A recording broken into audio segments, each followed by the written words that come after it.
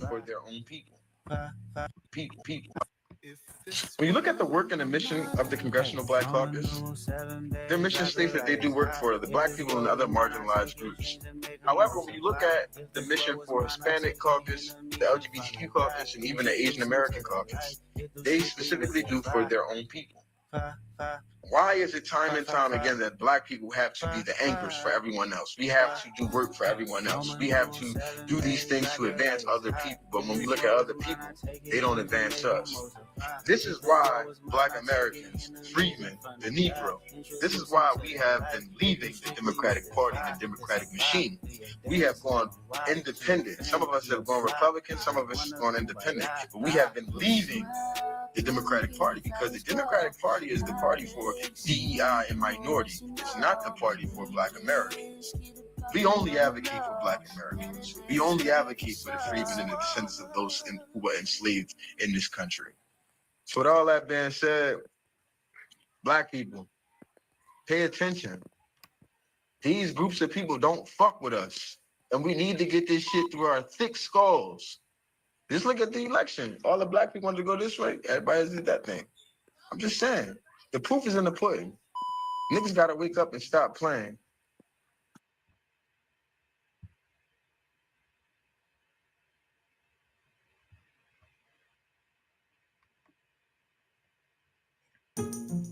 We anticipate in the next 10 to 12 years approximately 8 to 6 million Hispanics coming into the United States and 41 million Asians. You have been the majority minority for 400 years in this country. You have been the number 2 population for 400 years. You're gonna get kicked out of being number 2, you're gonna go down and become number 4. Now common sense, even a 3rd grade education would tell you, if you didn't get anything when you were number 2,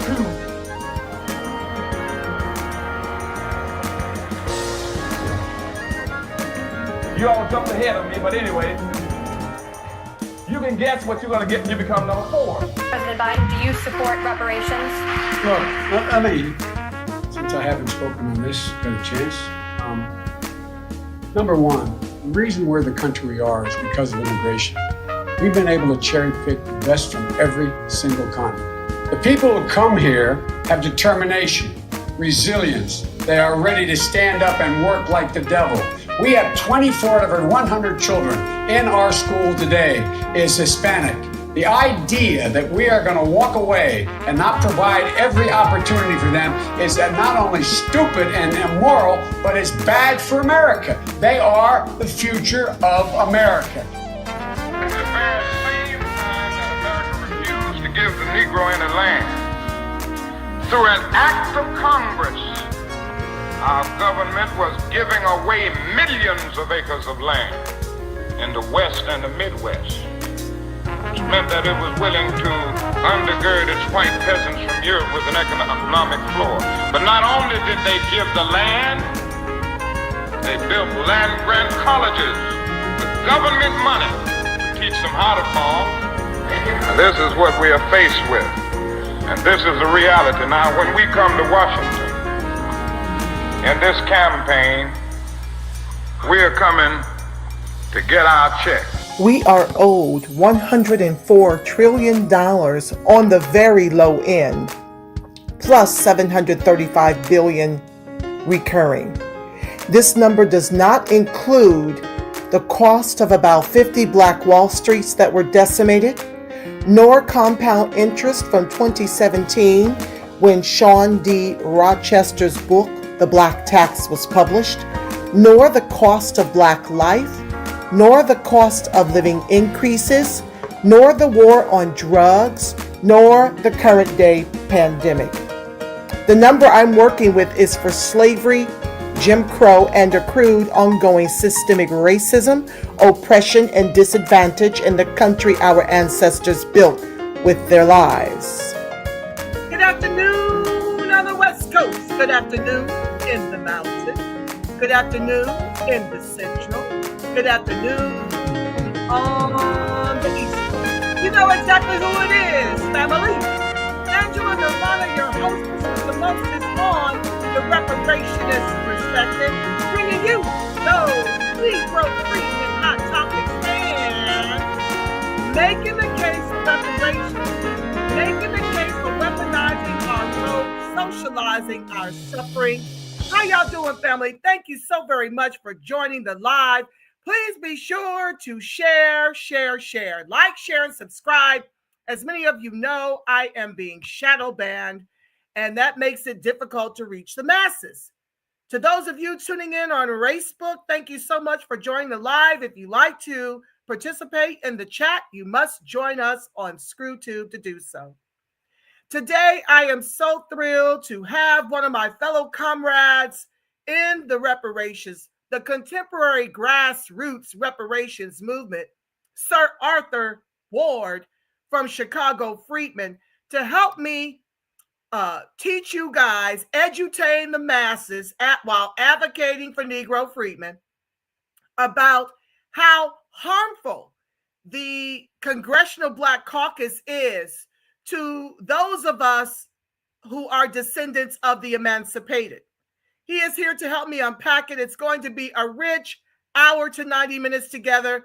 We're going to try to save the last 30 minutes to go through any comments or questions that come up in the chat. So feel free to utilize that. Without further ado, let me bring Arthur Ward, Chicago Freedman, to the stage, author of the Freedman Absolute, Mr. Arthur Ward. Stand by, family. Welcome, welcome, welcome. Welcome, A-Dub. Thank you so much for joining the live. I so appreciate you being here to help me unpack this for the masses, many of whom will probably see it later. But thank you. Welcome. Uh-oh. I forgot I mute your mic. Hold on. Let me undo. Okay, try again, Arthur. Well, I was saying I'm glad to be here, and thank you for inviting me. My voice has gotten a little feeble in my old age, but it's still able to make some sound. So I try to make whatever sounds I can make good. So here we are. You sound like a spring chicken, and we're just so thankful because you are just so wise about the things that are happening to us politically. And I can't think of a better partner in this fight to make the case for our people to stop voting against our own interest, stop aligning with identity and respectability parlay tricks, as I call it. Mm-hmm. So thank you. Thank you. And part of that, like we had discussed before the program, is I am not that much worried about the outside forces. What I'm worried about is the inner forces that almost insist within our group not to become politically astute and not really understanding that politics is the source of security and resources. And I guess maybe we've been without resources so long, even though we have participated in a small degree to politics, that we just don't expect anything. And that's the problem, us not expecting things and not expecting things strong enough, to the point that our so-called representatives can get put into office and do whatever the hell they want. Just like Padrino was making light at the beginning of the program of the Congressional Black Caucus, where it says, and I'm quoting, since its establishment in 1971, the Congressional Black Caucus has been committed to using the full constitutional power, statutory authority, and financial resources of the federal government to ensure that African Americans and other marginalized communities in the United States have the opportunity to achieve the American dream. Now, at this time, right now, the Venezuelans are a marginalized community. But at the same time, the Venezuelans come from a country that is horribly racist. It's one of the most racist countries in the world. And what do you expect them to change their stripes just because they come to the United States? And most of them are white. And we're helping this community? Are you serious? So At this point, Angela, I really don't know what we're going to do as far as like not the outsiders, but our neighbors, our family, and everybody black that we associate with on a daily basis. This is where the problem is. We're It's not a big selfish problem. enough, and we're not smart enough. It's a big problem. Hi, Trey. Hi, Chuck Wu.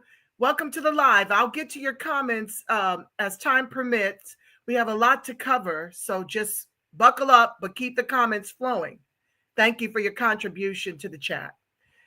It's a big, big problem because what we fail to understand is that all of our advances are being weaponized against us to keep us bottom caste because capitalism requires a bottom caste.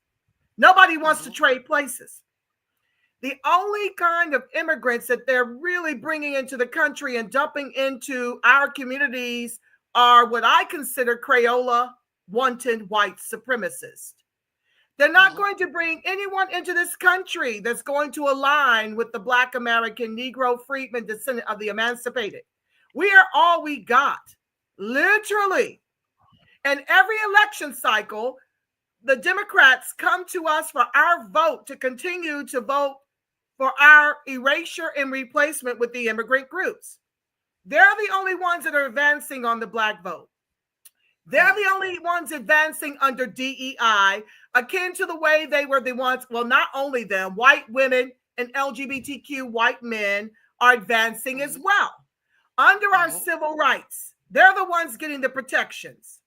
Under affirmative action, what used to be affirmative action, but the Asians and Ed Bloom, first it started out here with Ward Connerly, out here in California. As California goes, like I've always been teaching you guys, the nation is going.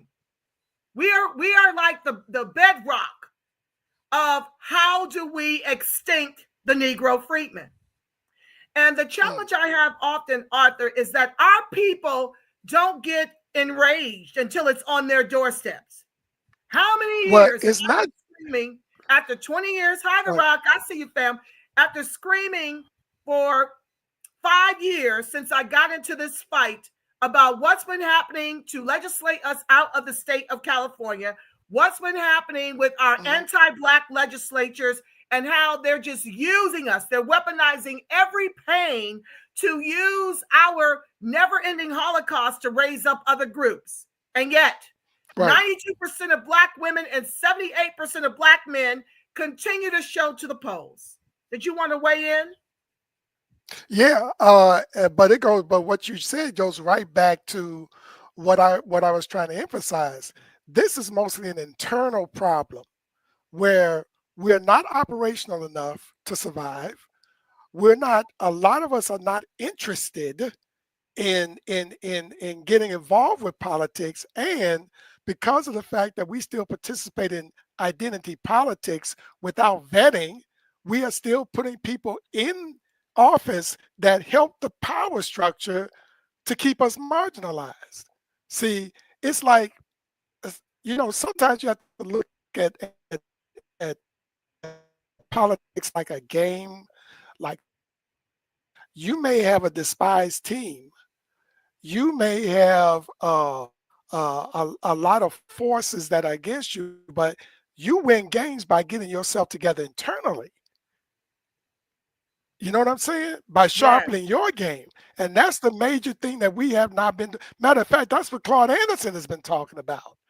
That's what he was talking about. He never talked about what other groups are doing. He always talks about what we're doing and what we're not doing. So that's where the real problem is. If the 40 million of us really got our stuff together, we wouldn't even worry that much about the Venezuelans coming in, because we would be so tight and operational, like the Korean community, like the Jewish community. It has really not that much to do with numbers. It has to do with consciousness and a willingness to do what it takes to survive as a people. That's real talk. Well, right now, there's a glimmer of hope. Not that I agree with couch voting, but it did contribute to a Trump win. At least they weren't out here voting for Democrats. I believe Right. that we're definitely the swing vote still. They want to give Latinos all the credit when by and large their vote is already split. Something I've been trying to impress upon us as a collective to do is to Right. eke out some type of tangible. And for me, that was deportation and closed borders. Okay. That's what I voted for this election cycle. And the glimmer of hope is that 8% of Black women, hi, Ivy Dreams, 8% of Black women and 22% of Black men did grow the backbone of our ancestors, the ones who fought back. They at least turned out to the polls for Trump to vote for deportation and closed borders. Right. All of this nonsense voting for Kamala, who is not even Black by her own admission. She did so Right. finally on a show called Club Shay Shay. It's disgraceful to think that we're still, after Obama, still voting based on what people look like. That is unconscionable to me, but there is a glimmer of hope given those of us who courageously turned out the vote, not for Trump necessarily, but for the policy. We've got to vote for policy.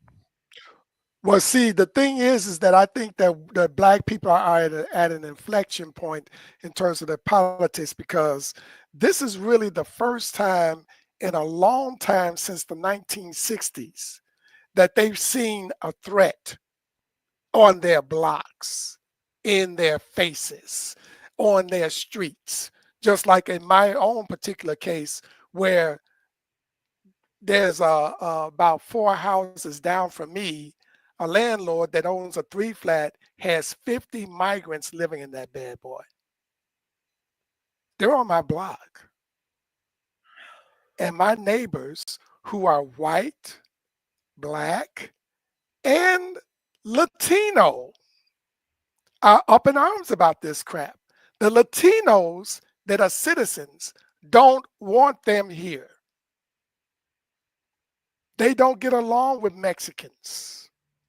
The Venezuelans here do not get along with Mexicans. They don't get along with the El Salvadorians. They don't get along with the Guatemalans, because they're kind of like the Latino equivalent of the Japanese in Asia. The Japanese in Asia are kind of like the white people of Asia. So the Venezuelans are kind of like the white people of Latin America. So one of the things that we will have an advantage in the coming years politically is that Latinos will never vote as a bloc. They will never do that. So for a minute, until people wake up, we will still have that advantage, but we need to use these next 4 years to our advantage with both enlightenment and action. Absolutely, fam. Well, with that being said, I do want to share from, first of all, shout out to Padrino. That was who you heard at the top of the hour, family. If you want to follow him, I got that excerpt from X. So look up Padrino. He dropped some serious knowledge about the betrayal of the Congressional Black Caucus concerning the Negro freedmen. But I do want to share something that you and I both observed over on Phil's show, the African Diaspora News Channel. I want to share this excerpt from his broadcast, and I want us to unpack it for the family. Stand by. Let me share it, and then we can dig in to what was shared by AIPAC and how they're pretty much buying up our intellectual property, our intellectual political property, and grooming them and paying them to work against the Negro freedmen. Let me share that. Stand by.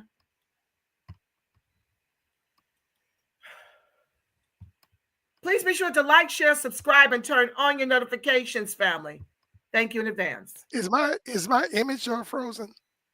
It is frozen. It's stalling out a little bit, and sometimes your language is a little bit delayed, but we still got you, and we're gonna keep it going for as long as we got you. If you drop off, just come back in.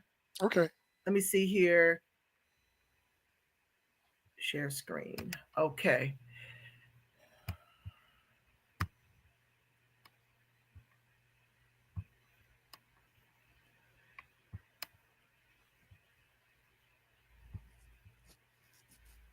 To hear the whole thing what the gentleman had to say from AIPAC.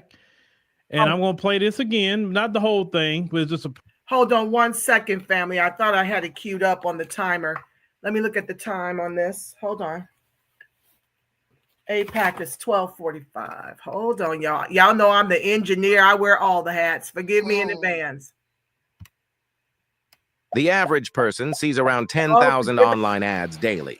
Here's how a man's life would change if he used Pi. Day 1, he would install... So I think you know that AIPAC is both a grassroots organization and also a leadership empowerment organization. So a particular concern to us are not African Americans, but those African Americans that will be part of the Congressional Black Caucus, those African Americans that will be governors, those African Americans that will be part of the cabinet of successive administrations.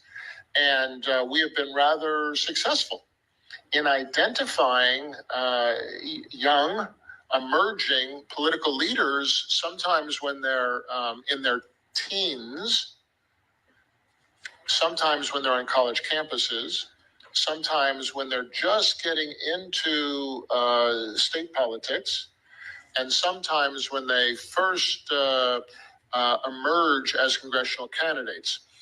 AIPAC built a relationship with Barack Obama before he was a president, before he was a presidential candidate, before he was a U.S. Senator.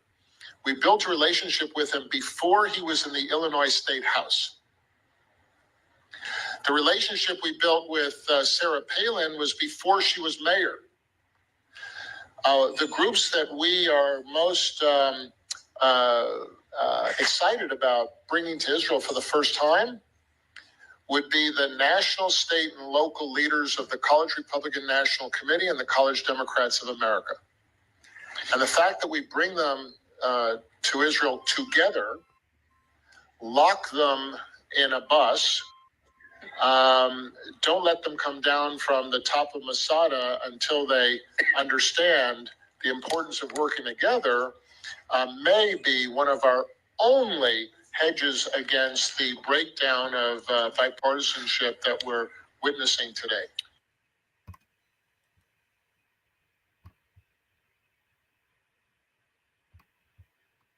Oh, where did... Okay, we lost Arthur. Hopefully he'll be back. I know, Ivy. We'll get into it, sis. It's just disgusting. Oh, okay. So Arthur is trying to come back in. Let me add him to the stage. Very good. I don't know if you heard that, Arthur. When I came back, you weren't there. Oh, I heard it several times. Yeah, I heard that several times. This is But disgusting. you know what? But yes. No, it's not. You know why I say it's not disgusting is because instead of getting angry at what we just witnessed, what we need to be taking in is a lesson in how thorough the Jews are when it comes to conducting their politics.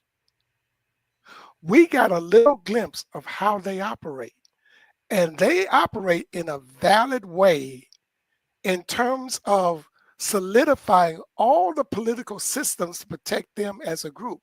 There's something to be learned there, not to be angry at. In other words, it's kind of like if we're a basketball team or football team, and then somebody from the next team that we are going to meet on the gridiron accidentally leaves their playbook at the Starbucks, and one of the team members picks it up, and we see exactly what they plan to do in this next game. That's what we just witnessed. So in other words, why not learn from that rather than getting angry about it? This is how, especially when you're a put upon group like the black people in America, because the Jews, I mean, even though they're our bane right now, they were a put upon group. And so they learned a lot of lessons. They learned a lot of things in terms of how to protect themselves as a group. So I took that as a learning experience, not as something to get angry about. Okay, so could you unpack what was just said for the viewers? In other words, what the Jews do is they look at the long game. They develop a system in which they can identify potential adversaries in the political realm, and they start early to get them into their circle of influence, so to speak. So, and the best way to do that is to start young. You see somebody in the school, look at how many Jews work as teachers in different schools and stuff. Look at how many Jews are members of the different Jewish organizations across the country. This guy here, Barack Obama, now he's still in high school, but he shows potential as a leader. He has an intense interest in law and in politics. But let's invite him over.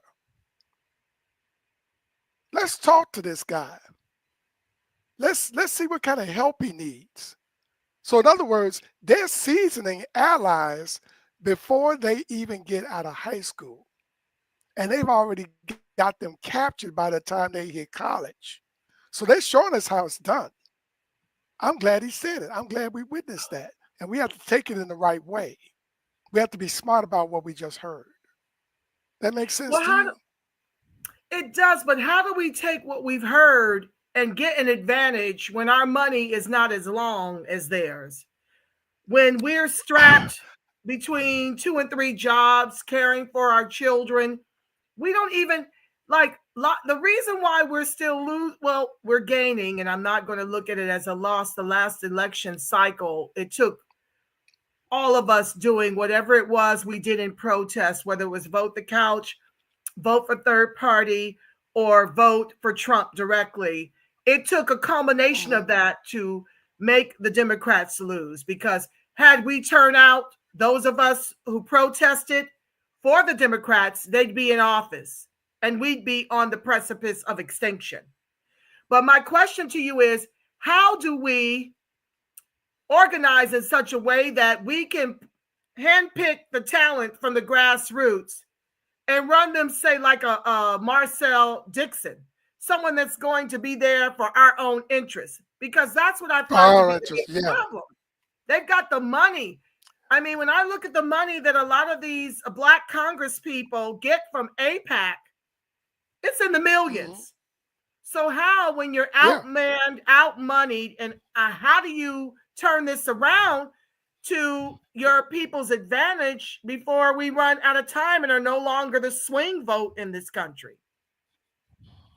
Well, you know what? It's not so much, of course, as a group, in a general sense, we have less money than the Jewish people. But at the same time, a lot of the money that we have that goes to our hands is kind of like misspent. We spend a lot of our money on, I'm not going to get into that argument, but I'm going to use one example. And I told you this number before. Black people as a group, we spend, this is one, $300 million a week in churches. $300 million a week goes out of our pockets into churches. That's one source. There are other spending streams that Black people put their money into that are not productively useful. So we do have to come to a point where we as a people are becoming more earthly responsible in the way that we spend our money and what we're spending our money for.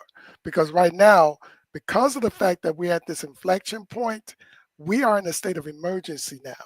And so no, we don't have as much resources as the Jews do, but we do have some resources but some of those resources have to be put into buying candidates, developing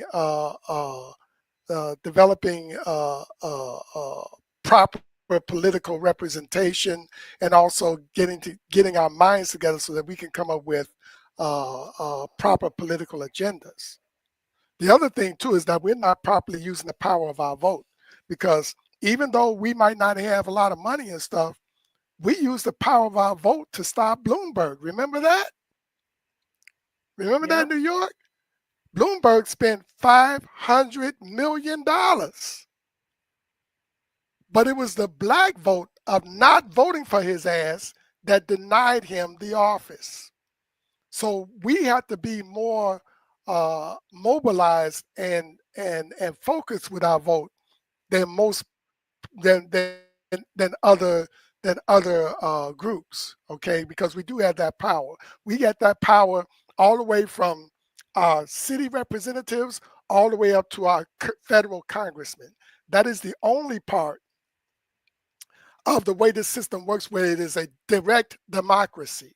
The only part in which we operate as a republic, as a federal republic, is at the presidential level, because we have the electoral college in the way. But below that, it's about the vote, not about money.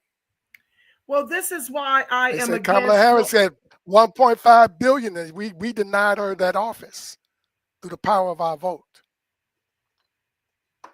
So what are you going to say? Absolutely, but this is why I'm opposed to voting the couch. If you're voting the couch, you're not voting locally. This is where they're winning. Right. When you look at what happened to us out here in California after 2 years of the Reparations Task Force, it is because, first of all, we're down from 17 to 3%. Why? Because usually most elections, we don't show up to vote. The only time we really showed out to vote was for Obama.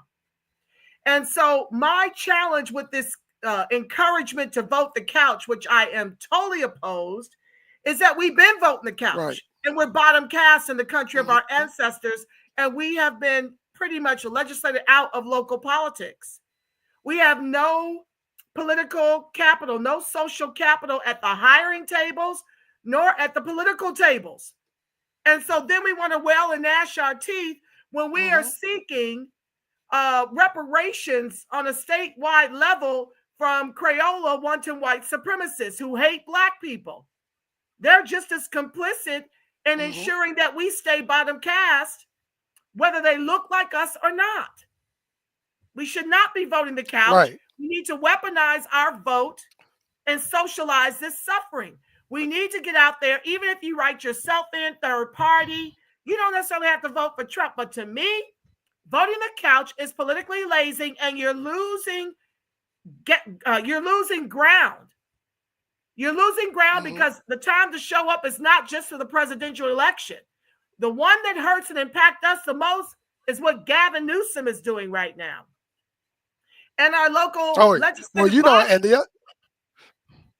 The other thing too is that we have to be active in terms of, and one of the low cost things, but also extremely effective things, is for Black people to participate in more political propaganda. I do think that people like Phil Scott, Tariq Nasheed, Vicky Dillard, Marcel, people like that developed the kind of propaganda that denied Kamala the presidency. And I'm glad for them, okay? One of the things that we must do for Gavin Newsom is to turn his name into poison nationally because of what happened in California as far as the reparations issue. In other words, expand on the reparations issue to turn it into Gavin Newsom is against Black people. Why are you voting for him? That's the absolute truth. We got proof to show it. Well, I do believe that my protest voter strategy was very instrumental in turning the votes away. I've been at that for years now. Whether I was live about it or whether I was blogging about it, it did help to trend 28% of our registered voters towards Trump. So I'm very, very proud that and thankful to you. because you were the one to tell me to lean in on it. It was very difficult to endure all of the hate that I got as I just traversed through all of the slander from my own friends and family included to make a Trump outcome possible, where we were deliberate and intentional in returning the missile. And I'm going to continue to oppose the couch. I know that that was Tyreek, Professor Black Truth. This was their position. Yes, him too. But I don't agree with it, and I'm going to continue to do all I can to get us up off the couch because we are out of time. We don't have the luxury to vote the couch. It is no longer just blacks and white. You got a Democratic Party who we've been loyal to, literally them trying to replace the black vote with illegals. Out here in California, they literally did not require voter ID. You didn't have to show your license in this election cycle because they were setting up the illegals to be able to vote. An illegal woman could literally go to the polls, and if she had all of my information off my envelope, it didn't need to be verified through my license. She could just go up and be me and give my address and be shown and escorted right to the polls. This wasn't just happening in California. This is happening in every sanctuary city and state, from all them jive-talking mayors and governors talking about what they ain't gonna do. I've already shared with you, Arthur, and I'm going to come back with a broadcast about it. If I don't even pull it up today and bring it into this broadcast because it's kind of perfect, but Gavin Newsom, in lieu of giving us the cash repair we are long overdue, is earmarking $100 million to stop Trump from deporting illegals. They have literally broken the law. They're in this country continuing to break the law. They've emptied their jails akin to what Europe did when they brought their bullshiggity over to this country to build on top of the blacks that were already here. They're doing the same thing. It's the same playbook. And they're literally using my dollars to stop Trump, or at least threatening to stop Trump from doing what was effective his first time in office. We had 5% unemployment out here and were able to survive it because Trump had control over those borders, and ICE was into deportations, not processing these illegals at the border. Did you want to weigh in before I share how much it's costing us? Now, my understanding is that that this what's his name, Mr. Holman, is that his name? The border guy. Yeah. Now, my understanding is that he's threatening to put elected officials in jail for getting in the way of federal. Yeah, that's basically treason, and I hope he does. I hope Brandon is the first one. And that he puts in jail because he needs to. I hope Gavin is close first and second. Yeah, because they're not immune. They are constitutionally not immune from being put in jail while they're in office. Yes. Well, thank you for sharing that. I want to go into this next video of Eric Adams, who is now, because he was talking against illegal immigration and what it was costing them, they put indictments on him. He and Trump are from that same vein of election interference and weaponizing the DOJ to interfere in elections and try to stop people who go against the Democrat agenda to basically wipe us out, because this is really what undergirds what's happening to us concerning illegals. They are trying to replace us as a voter base. Hi, Kia. Nice to see you, fam. They are basically using immigrants, mass immigration included, and it turned on them because, the ones that are legally able to vote pretty much came out for Trump. At least the men did. They came out over, I want to say, I got to get the numbers. I don't want to speak out of turn. But there was a large portion of Latino men who came out for Trump, even though the Democrats are giving them the farm. They are leaning on our reparations, our taxes, and our Social Security to ethnocide us, to genocide us, to extinct us. And because we're now awakened to that, if you speak out against it, myself included, that's why I'm shadow banned. They have really started messing with my videos. I'm just back after 18 months away. And they're already removing videos because I'm speaking truth to power and educating the masses. They don't want that. The minute you speak against them, we need to build our own YouTube November. Thank you for that. But yeah, the bottom line is I want to show you what a vote for Democrats is costing you. Let me share my screen. Stand by. Okay. Please be sure to like, share, subscribe, turn on your notifications. Thank you in advance. We need to educate y'all. Video file. Oh, God. Keep clicking on the wrong thing. Stand by.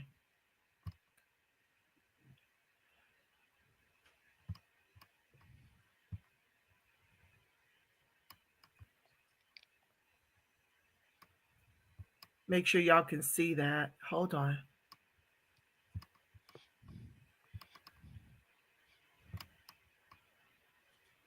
Yes, good afternoon, Mayor. Yes, how are you, Jay? Well, thank you, sir.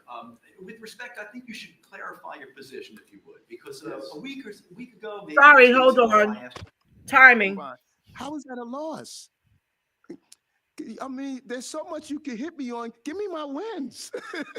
Give me. No, I'm not disappointed when I'm going to build 80,000 new homes, and many of us sat in this room, and you said I wasn't going to get City of Yes done. All said, oh no, don't take this away from me. Let me have some opportunities. You said I would not win in Albany. I won every time I went up. You said I would not get City of Yes done. I was able to get City of Yes done. We wouldn't bring down crime in the subway system. We brought down crime in the subway system. You keep saying what I can't do, and I keep doing it. I mean, come on. A whole host of, now we don't remember those conversations. The city council don't like you, so you'll never get it over the finish line. It's coming, you y'all. Do what your team did, your staff did it. I picked the staff. Before we move on, I'm gonna go back to the migrants for a moment. Bring that screen up, because I really need people. When people stop me on the street, Marsha, and they talk, go to the migrant. When people talking about the migrant, I say $6.4 billion. It's not really resonating, and a lot of people said that okay. It happened, is over, we lost the money. And Eric, you said this is gonna have a devastating impact on our city. We have not seen the full cost of what this did to us. I came into politics because of an 11-year-old boy that was arrested. He was absent from school a substantial number of times, and the DOE never saw him. He was arrested for a robbery two times. The long-term impact of that $6.4 billion has not materialized yet. We could have spent $400 million on community schools to handle chronic absentees. We could have spent $600 million on 2,000 guidance counselors and social workers in schools, $39 million on summer rise and extended hours for 30,000 children, $22 million on Metro cards for 75,000 summer youth employment participants. $200 million could have gone to 1,000 more police officers. $84 million could have gone to 730 park staffs. And you see some of the other numbers. Go to our agencies. Public schools, $33 billion. 50% of what it costs to run HRA went to this crisis. 50%. The police budget is less than what we spent. The entire NYPD is up to $6.2 billion. Fire department only $2.6 billion.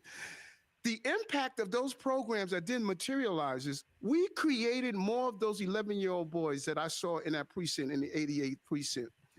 The long-term impact of what we did to this city is you're going to see it materialize in administrations in the future. They hurt the future of New York City. And when people hear me say $6.4 billion, they may say, well, okay, it's just $1 billion here, $1 billion there. No, we didn't invest in seniors the way we should have, and young people the way we should have. We're not going out to get these chronic absentee students the way we should have. The crimes that we witnessed, this impacted our city, and people don't seem to understand, why were you fighting so hard for this? Because I reflected on that 11-year-old boy that was denied, and I went into government to stop these 11-year-old boys, and I came up with a plan to do so, and the federal government made me take $6.4 billion out of providing these services that we all should be angry at what happened to our city under this administration. Wow, that's incredible. And this is what 6.4 92%. billion. Yeah, 6.4 billion just on the illegals. Look I know it's been more than $1 billion here in Chicago. Yeah, and then in Chicago, Brandon, who said he would not raise the taxes on the citizens, wanted to tax our citizens because this is in our communities. Shout out to your city, Chicago, that's being slammed by the very thing I advised against in voting for the Democrats, which they went out and did. That's what I'm talking about. Brandon said on his own website that he was going to be about them immigrants, as if y'all didn't have enough of that under Lori Lightfoot. And this is why I fight over here on this channel, as small as it is, to sound the alarm so that we can be proactive and stop being reactive. I kept telling y'all it already happened to us out here. You'd be hard pressed to find your own people out here. We got pockets, but we have been legislated out of here from 17 to 3%. And the Latinos have grown to over 50% out, maybe about close to 50%. Okay? So where do you think? It goes back to what you stated earlier, Arthur. Those numbers mean political power.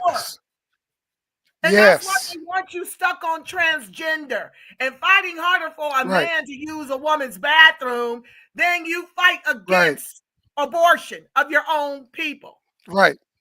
Of they your want own you people. On this dumb. Which is. Go ahead. We are still $600 million in the hole in Chicago because of the migrants. He was trying to fill that hole partially by the first $300 million property tax increase. Chicago Red got that shouted down. Then he tried to do $150 million. That's about to be shouted down. So it's like we got Brandon here coming and going. When we had Cynthia and I sat down with Brandon before the election for an hour, went down a whole list of what we needed as a community. And he says he's gonna try to implement everything. He has not done not one thing on that list. Not one thing. And then recently, it's only because I've gotten hostile with his office. His chief of staff doesn't talk to me anymore. That's all right. I still got the airwaves. I still got programs like yours. I still got my connections outside of City Hall.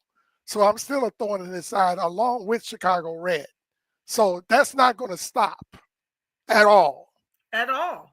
As long as I get breath at all. No, we can't. We have to keep going because, family, what I realized was when people were begging me, will you please come? Huh? You know what? Black people, complacency. I need y'all to get out of complacency. I need y'all to become aware that we're at survival mode now. They're about to do us real good. Right. We are treading water, and that's what these 4 years bought us. And yes, it bought us the ability to tread water. That's all. Like we got out of the dark. The other thing is that there's a problem with AIPAC in our community. AIPAC is not just about the safety and gathering resources for Israel. AIPAC is part of the Jewish network that is here trying to circumscribe and eventually eliminate Black people. Edward Bloom is just one of the more visible aspects of that network. But believe me, and the NARC and Cobra network is real tight with them Jews. Them Jews is about not getting us reparations, and AIPAC is part of that system. Don't let the foreign nature of AIPAC fool you. I'm telling you what's going on. Oh, it's very problematic. This is why every AIPAC is interested in every Black politician from the dog catcher all the way up to president if another one of us makes it to that office. Yeah, well, that was to Black people. The challenge I was going to have, along with many in the country, to push Josh Shapiro as the VP on that dreaded ticket. Because that Shapiro guy could have won Kamala 4 to 8 more years. You know the gentleman I'm talking about? Arthur, are you frozen? Arthur, can you hear me? No, I'm here. Okay, it's like your frame is freezing for some reason. Yes, I can hear you. But yeah, remember when it was between Shapiro and Tampon Tim? I'm saying that if Shapiro had been selected, she would have won. That's how close to the precipice of extinction we were about to get. And it boiled down to that choice and that VP and continuing to lean on the protest vote. That's the only way. We were spared. But that was one of the things that enabled me to return. I've been getting for the past 18 months, and I love y'all, Freedmen strong. Yes, I do. But I have been getting a lot of requests to return.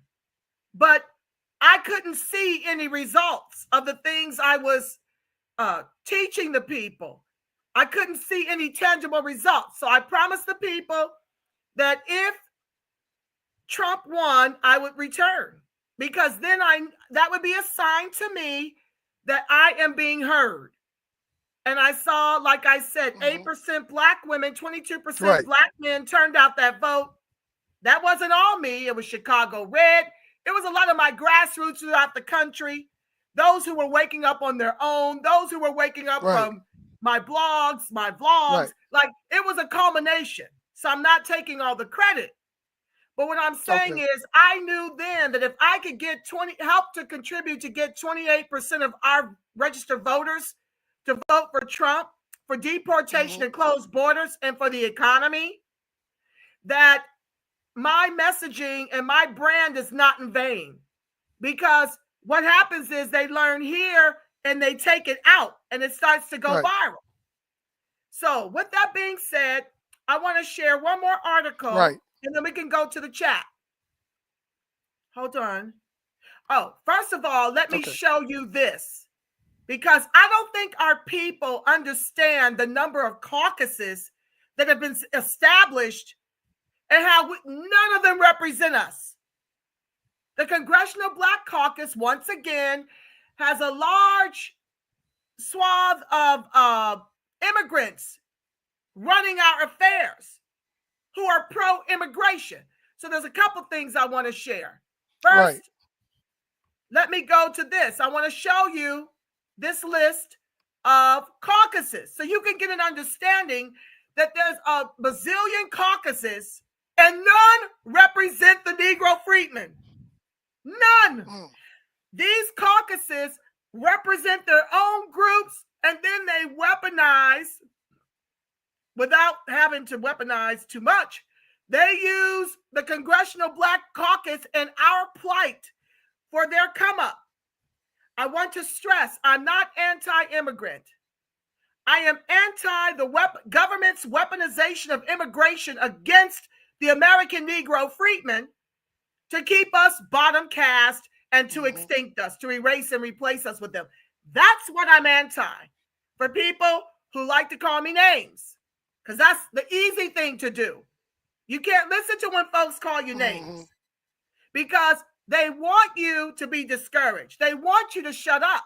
So they'll call you xenophobe. They've called me racist. Like that's even possible.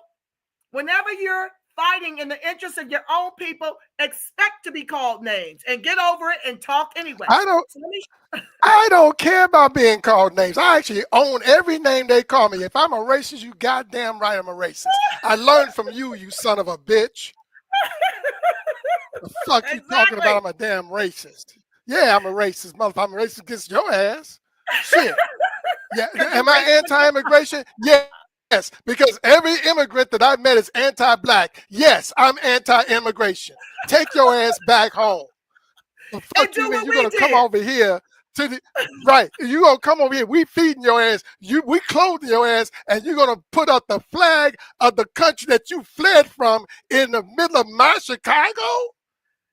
Motherfucker, what the fuck are you? You got me fucked up.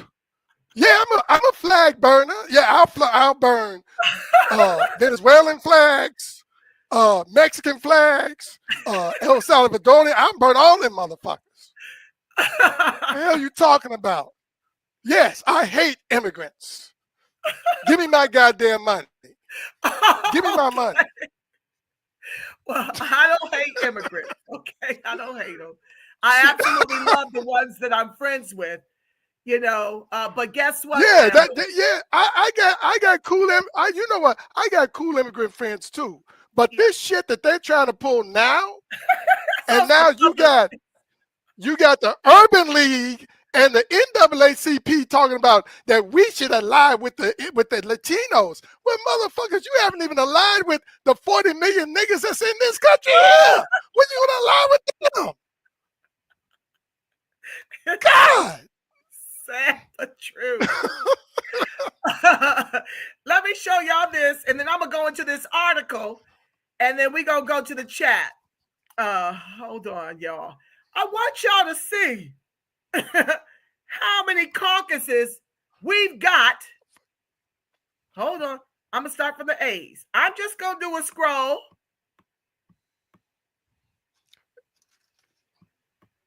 It won't go slow. Look at all the caucuses. Yeah. I'm just scrolling so you can understand not one of these caucuses represents the interest of the Black American Negro freedmen, descendants of the Emancipated. Not a one. Not one. Right. But you got these knuckleheads in the damn Congressional Black Caucus talking about that we advocate for all people. They sound like some of these old bitch black pastors here in Chicago talking that mess. Yeah, we got to come back for that one because the church is definitely working against us, especially if our people are pouring in $300 million into the black church a week per week. That's okay. So that's that. I just want to show y'all what you're voting for, your own erasure and replacement, because this ain't it. Now let me share this last article. We're going to go through it, and then we can go to the chat and see if there's any questions or comments we need to highlight. And then, well, you know what? I would like to attack this one by FBAB1 Duddy. The worst thing that happened to us, our people, is desegregation. No, not desegregation, but integration. And you have to understand the difference between the two. Desegregation means that you are able to freely go without hindrance on planes, in hotels, in restaurants, and be able to freely travel the country without interference with racist laws or racist policemen. But integration is something that we should not have embraced. In other words, we should have been focusing on building the Black community from within, rather than integration, where you're trying to move into white areas where you're going to experience all these microaggressions and all this shit that white people just can't help themselves to do. We would have been building our community to be just as good as or better than the white community in our living spaces. So there's a difference between segregation and integration. And I want everybody to make that clear. You don't want segregation where you can't get on the plane, where you're gonna have a problem if you're able to pay for a first class ticket because of segregation where you can't sit here. You don't want that. But you do want to have areas that are not integrated, where you can do business, live, socialize, and do everything in your community that everybody else does in their community. Thank so you I want for to that. point that out. Yeah. Thank you for that delineation. Yeah. Okay. Please be sure to like, share, subscribe, turn on your notifications. Welcome to the live. I can't see you, Facebook. Welcome to the live. Okay. I want to share this article. This is very upsetting because these are the games these people play.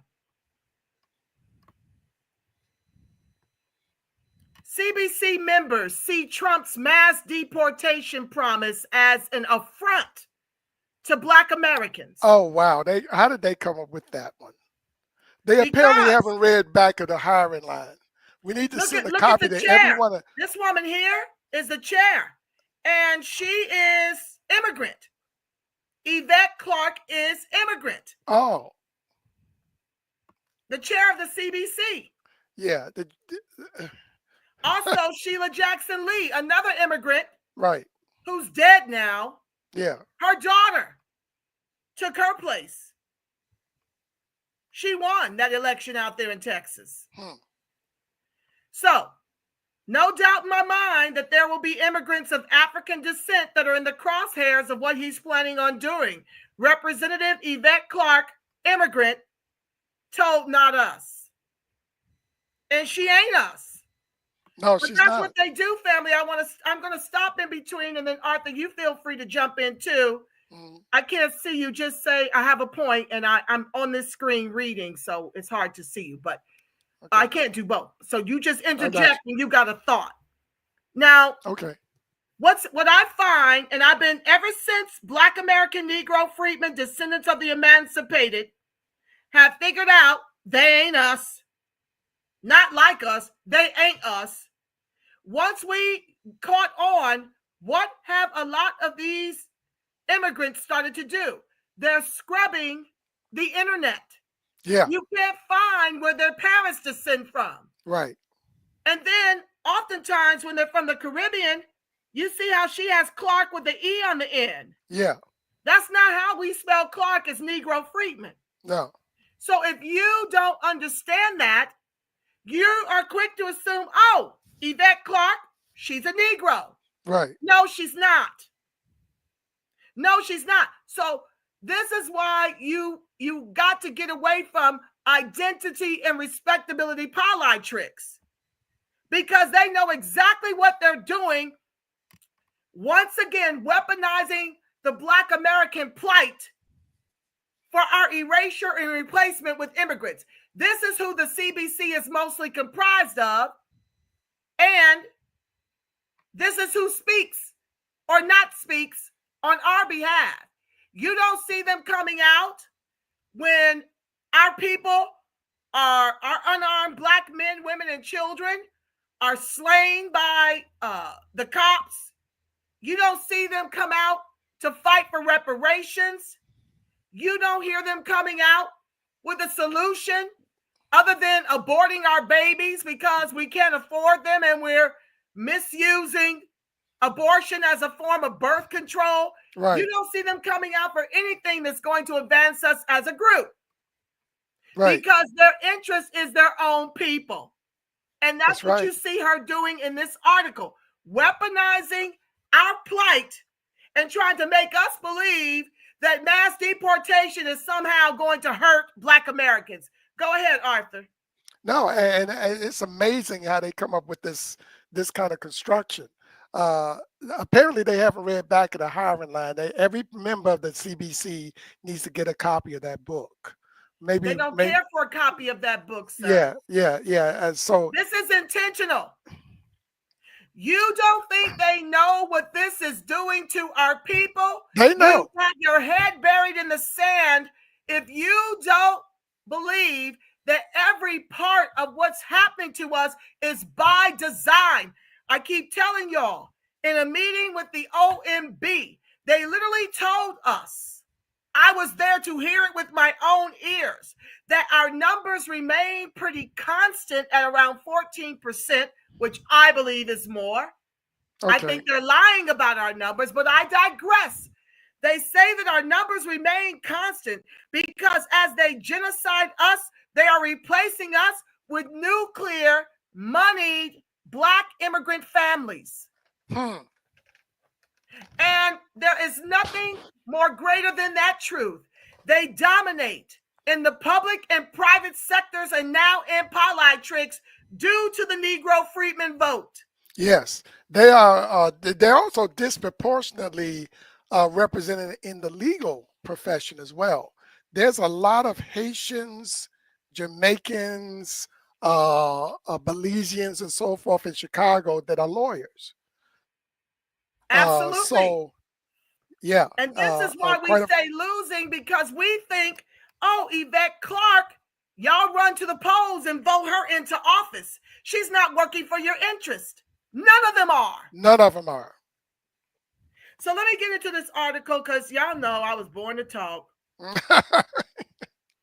This is by Tanisha Shingarande, another immigrant. Okay. Donald Trump's announcement Monday night that he plans to impose tariffs on China, Canada, and Mexico is just the latest evidence that he plans to govern just as he has promised. I'm going to interject. You can too, Arthur. Okay. This is what I voted for. Mm-hmm. This is what 28% of our registered voters voted for. Mm-hmm. Tariffs mean that we can charge them for flooding our country with their business while we die on the vine. But anyway, and if that's the case, lawmakers have good reason to worry about Trump's mass deportation plans. Right. Among the groups in Congress most anxious about it is the Congressional Black Caucus. CBC members aren't just opposed to Trump's immigration policy. They're uniquely concerned about how Trump's immigration policies will hit Black communities. Now, this is why we're fighting for delineation. Mm-hmm. We are a whole lineage over here. And what they managed to do with the help of a Jesse Jackson in couching us under African American is to flat Black us into extinction. Right. And the way they intend to do it is with the Black American vote. And so what they plan to do, as predicated by the OMB, is they keep our numbers constant, so you'll never see our disappearance as a lineage. Because you've been conditioned to believe that Black in this country is everybody. It's flat. Right. And that's why the OMB denied us delineation. Because flat Blackness works to replace and erase us until they've done so with moneyed nuclear families like we once were. And this is what your vote is being used for when you continue to vote against your own interests for the Democratic Party. Well, 92% Black women, 78% Black men. Anyway, did you have something to say before I read on? Yeah, but this is why, like you said before, why it's absolutely necessary for us to have a Freedmen caucus. If a lot of us are going to turn Republican, we have to have Freedmen Republicanism, or going back to the original intent of the Republican Party. See, as you should know, the Republican Party was originally created to put Black people into American life as equal citizens. It was also about Reconstruction. It was also about reparations. That was one of the original platforms of the Republican Party. That was one of the reasons why Abraham Lincoln was assassinated. Okay? So we have to get back to originalism when it comes to the Republican Party. And so I think that if we decide to get serious about this, that it will develop a fire within the Black community to get us really mobilized and get us to a point where we are able to use some power to get our resources and to get every policy in place that we need to have in place for protection and prosperity. But right now, it's too many of us worried about whether or not people like us. And that's some bullshit. Nobody has ever liked us. And so what? The question is not whether that Latino over there likes you, but do you like you? That's the question. Oh, yeah. Do you like you enough to put the mask on you and your own people first? Right, right. Second and third. Right. Because when the plane is falling out the sky, they say put the mask on yourself before you can help anybody else. Exactly. Furthermore, we should not declare any party. We should all go out right now and change our registration cards from Democrat and Republican. Neither party, as they stand, have done a damn thing for us, and declare independence. And that's the way we need to run under our own Freedmen party. Yes. We need a Freedmen party. We need grassroots candidates akin to a Marcel Dixon. And we need our own caucus. This is like I said in my article. I'm going to read this little thing out of my article. I said that the inflection point in the way we understand and deal with politics should have began in 1964. The people, freedmen, must direct their politics. As the most affected group in this country is by indifferent and deprivative politics, we as a Black electorate have generally ran away from our political responsibilities. Politics does decide whether you make money. Politics does decide if you have a roof over your head. Politics does decide if your children will eat. And politics will decide if a migrant can push you out of your community and turn you out into the streets. Yep, a migrant could do it because Democrat politics and policies can make that legal and then generously provide the police backup to shoot your ass if you have the balls to resist. And I'm sounding the alarm here, family. That's one of the things I said in my article. Absolutely. That was brilliantly written.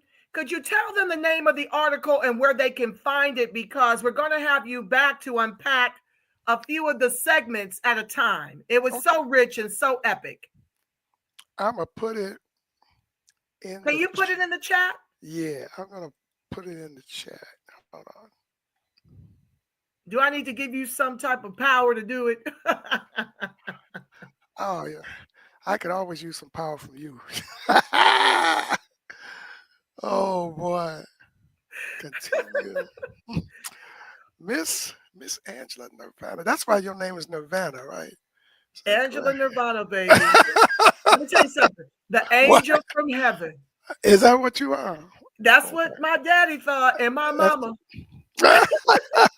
My mama named me Angela, an angel, and my daddy named me Nirvana, heaven. So, angel from heaven, that's who they named me. I do my best, but I'm a cussing angel from heaven, and I love a song. I am a rider for my people. I love y'all. I love y'all so much. I hope you feel it. I know I scream at y'all a lot, but it's out of love. That's how I knew my mama loved me, because she would always get me back in line. She would shout and I could hear her down the block, but that was love. Okay, so it's love. I'm beating y'all with a wet noodle, but y'all know when I get passionate, I get a little loud. Forgive me. This comment has failed to post in the reparationist perspective. I was trying to put the website in there. Will it take? Well, let me see here. Hold on. Where's your Okay, let me go. Oh, we got new comments. Okay, I'm Haley, what's up, Information Man Show? Thank you for joining the live. Queen Yasmin, I'm gonna show y'all love in a minute. FBA B1 duty. I see you, family. I love our people also from the soul, baby. It's born to me that way. My mama took care of the whole community. We were one of the first homeowners in my community on the west side, and we lived down the street from a project. And my mama loved on everybody, and they knew where they could come and get a meal, and they knew where they could come and get love, compassion, understanding. She gave away so many of my baby sister's underpants, the clean ones, that she ran out. Okay, so that's who I am at my core. I know I'm educated. I know I've worked across industries. I know I'm a homeowner. I know that I'm a unicorn amongst the majority of our collective, you know, as is Arthur, as are many of you. But we know where we come from, and we will never forget. Right. And the truth of the matter is, no matter how much education I've got, no matter how much experience across industries I've got, I've still come under the foot of anti-Black racist hate, especially in the private corporate sector. Been there, done that, got the t-shirt and the bumper sticker, and I'm going to always go down because none of us are free until all of us are free. And I know that my chat and my viewers and my supporters and my followers who have embraced me from my very first broadcast many years ago, they roll with me. They understand me. They get me because y'all my people. But yeah, so I come from that. My daddy was a Pan-African Panther. Okay, he was a Pan-African Panther. And, you know, I had to lay in the rest in the red, the black, and the green. But as soon as we put him to rest, I went back on my anti-Pan-Af rant. I couldn't do it too much around him. Yeah. But he doesn't understand because they really believe when they fought for Black immigrants to come to this country that it was going to be an allyship. They thought that they were going to help us to fight for what was ours, knowing that that would trickle down and to include them. But they got in bed with the colonizers. But see, this is the killer part. And you, if the people don't, no, I can't get in, so you'll have to put in the website. Okay, tell me what it is. What is www. Freedmen, FREEDMEN absolute.com. Is it with the E or without the E? It's with the E. Freedmen. Okay, absolute.com. Okay, this is where y'all can find. This man is a brilliant writer. Excuse me. I often share a lot of his articles through X, and then I paste them over in Racebook too. But he's an amazing, brilliant mind in this movement. And I'm just so grateful whenever I get an opportunity to collaborate with him. So we're going to have him back for a lot more. So it's www. Oh, let me put it on the screen. It's Freedmen Absolute to read the articles. And you want to get familiar with the articles because when I bring him back, we're going to unpack the more recent one. It was fire, but they all are. I'm just riding high off of that more recent one, and we'll bring him back to unpack some of the gems in that article. So if you want to study up, do that in advance. Now, let me get back to this article. Lord knows. Yeah. CBC members aren't just opposed. Okay. On a personal level, many CBC members are related to foreign-born immigrants, so there's particular distress. Yes. Did you hear me? Yes. They are related because they themselves are immigrants on that CBC. They're telling you right here that immigrants have by and large taken it over. And if they're FBA, they have sold out. Yes. Like a Coon Clyburn. Right. Okay, so there's particular distress. It's the same distress I feel and Arthur feel and y'all feel in the chat fighting for the Negro freedmen. In the country of our ancestors. Right. Because my question to y'all is, if the Democrats extinct you as they have planned for over 100 years to do with your own vote, where are you going? And with what? Where are you going in the free world that's going to set you up with someone else's reparations, taxes, Social Security, and protections? Right. Where do they do that at? Right. Nowhere.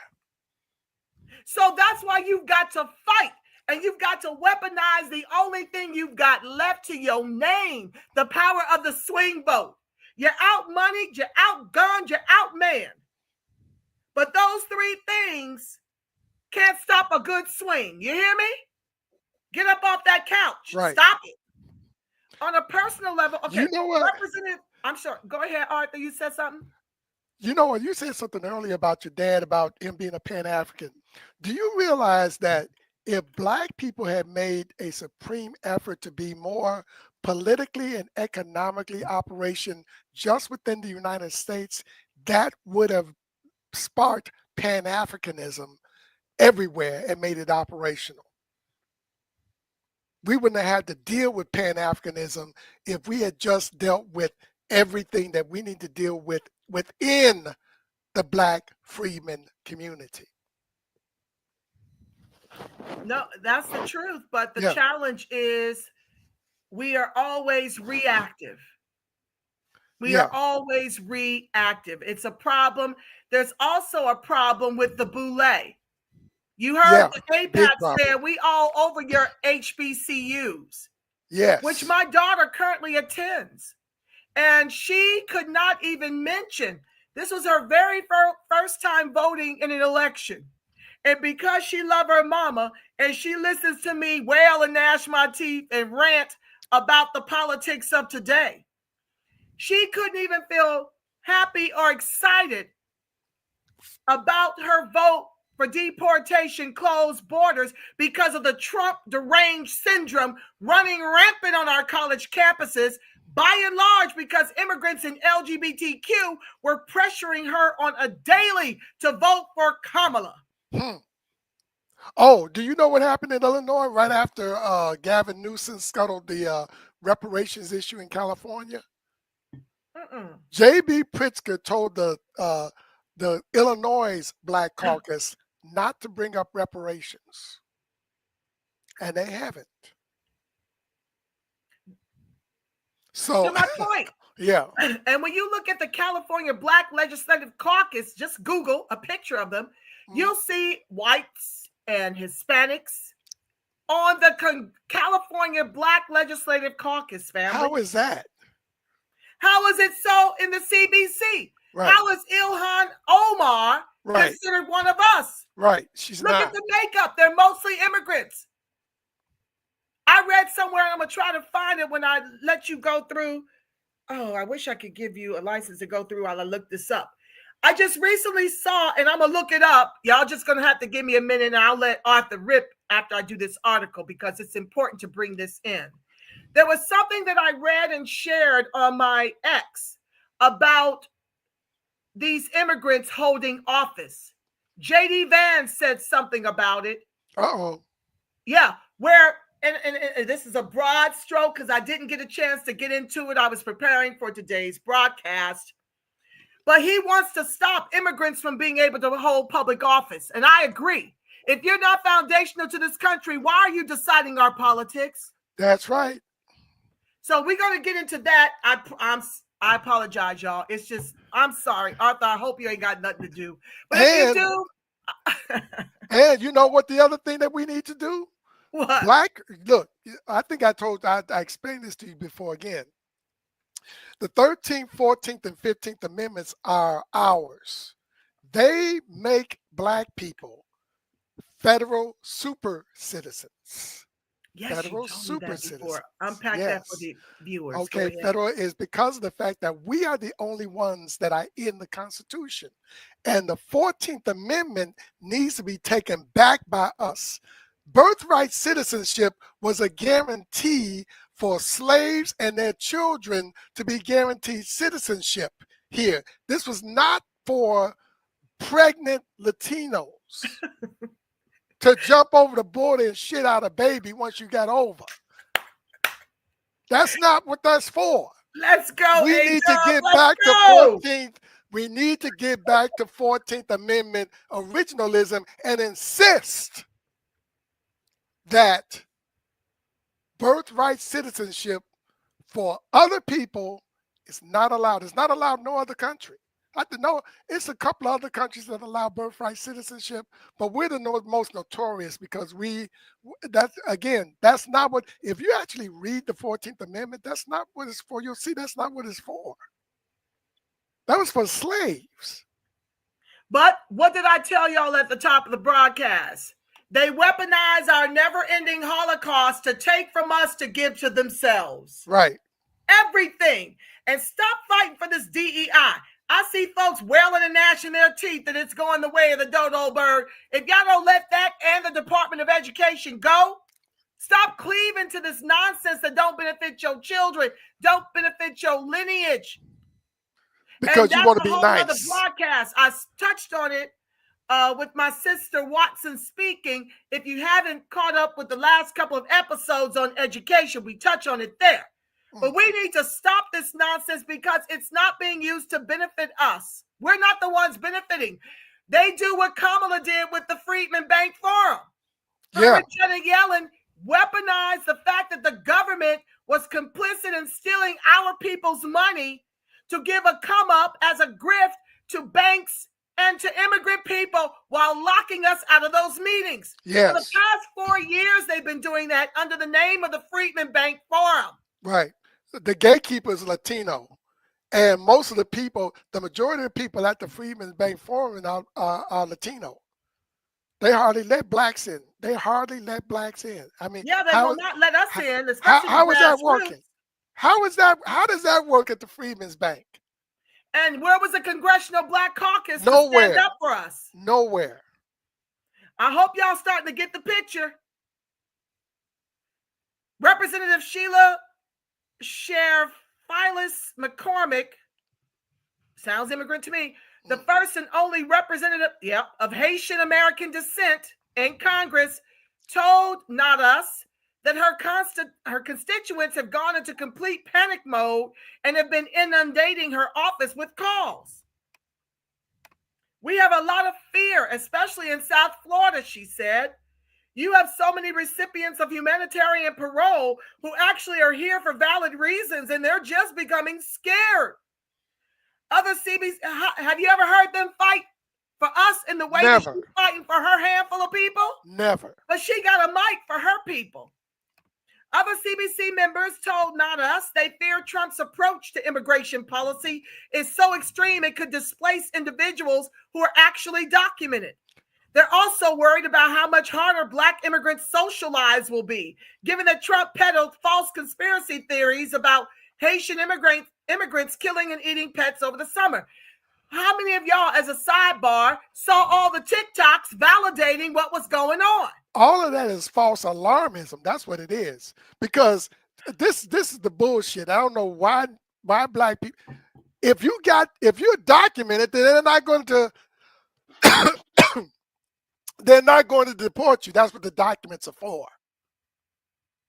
Why would you say that? And that's the thing. Trump is not against properly migrating into the country. No, he's against it when you break the freaking law. Do asylum in your own country. Right. Go build your own country and then allow Black people to come over there and live off of all your resources. Right. Let us live off of what the government owes you, your taxes and your Social Security. Right. No, but everybody wants the easy way out now that we build it. Once we build it, it's easier to come across several shark-infested waters to get into this country for what we did under chattel slavery than to do it in your own country while your people die on the vine. Anyway, back to the text. Lots of people from these countries were saying it is true that they eat animals. So I'm just saying, they like to, everything that has been truthful, they like to pass off as a conspiracy theorist. That's what they call me constantly. Anyway, I digress. No doubt in my mind that there will be immigrants of African descent that are in the crosshairs of what he's planning on doing, Representative Yvette Clarke, who also co-chairs the Haiti caucus, told Notice. So what you're seeing here, family, is they double dip. Yeah. They get benefits under the Congressional Black Caucus that's supposed to be representing us, and they've got their own caucus. How powerful would we be if we had not one but two caucuses working on our behalf? Right. For members like Representative Sidney Comlager Dove, the fact that the immigration conversation is so focused on the Latino community misses that Black people will also be significantly affected. The immigrant may be the person that that's helping you get your hair done. Listen to this bullshit. What? Excuse me. They want to act as if we weren't doing all of these things, this laundry list of things that we've now been exiled from to make space to give this business model to the immigrants to oppress us in our own communities. The immigrant may be the person that's helping you get your hair done. How many of us do hair? My old baby Lots sister of us. out of her house. Right. I don't need no immigrant to put no grease on my head. I can do that None. myself. Taking your child to school. We take our kids to school. Right. I had to hook up with a parent out here because in order to get her a private school education on public dollars in a white community, we had to commute her out 20 miles each way.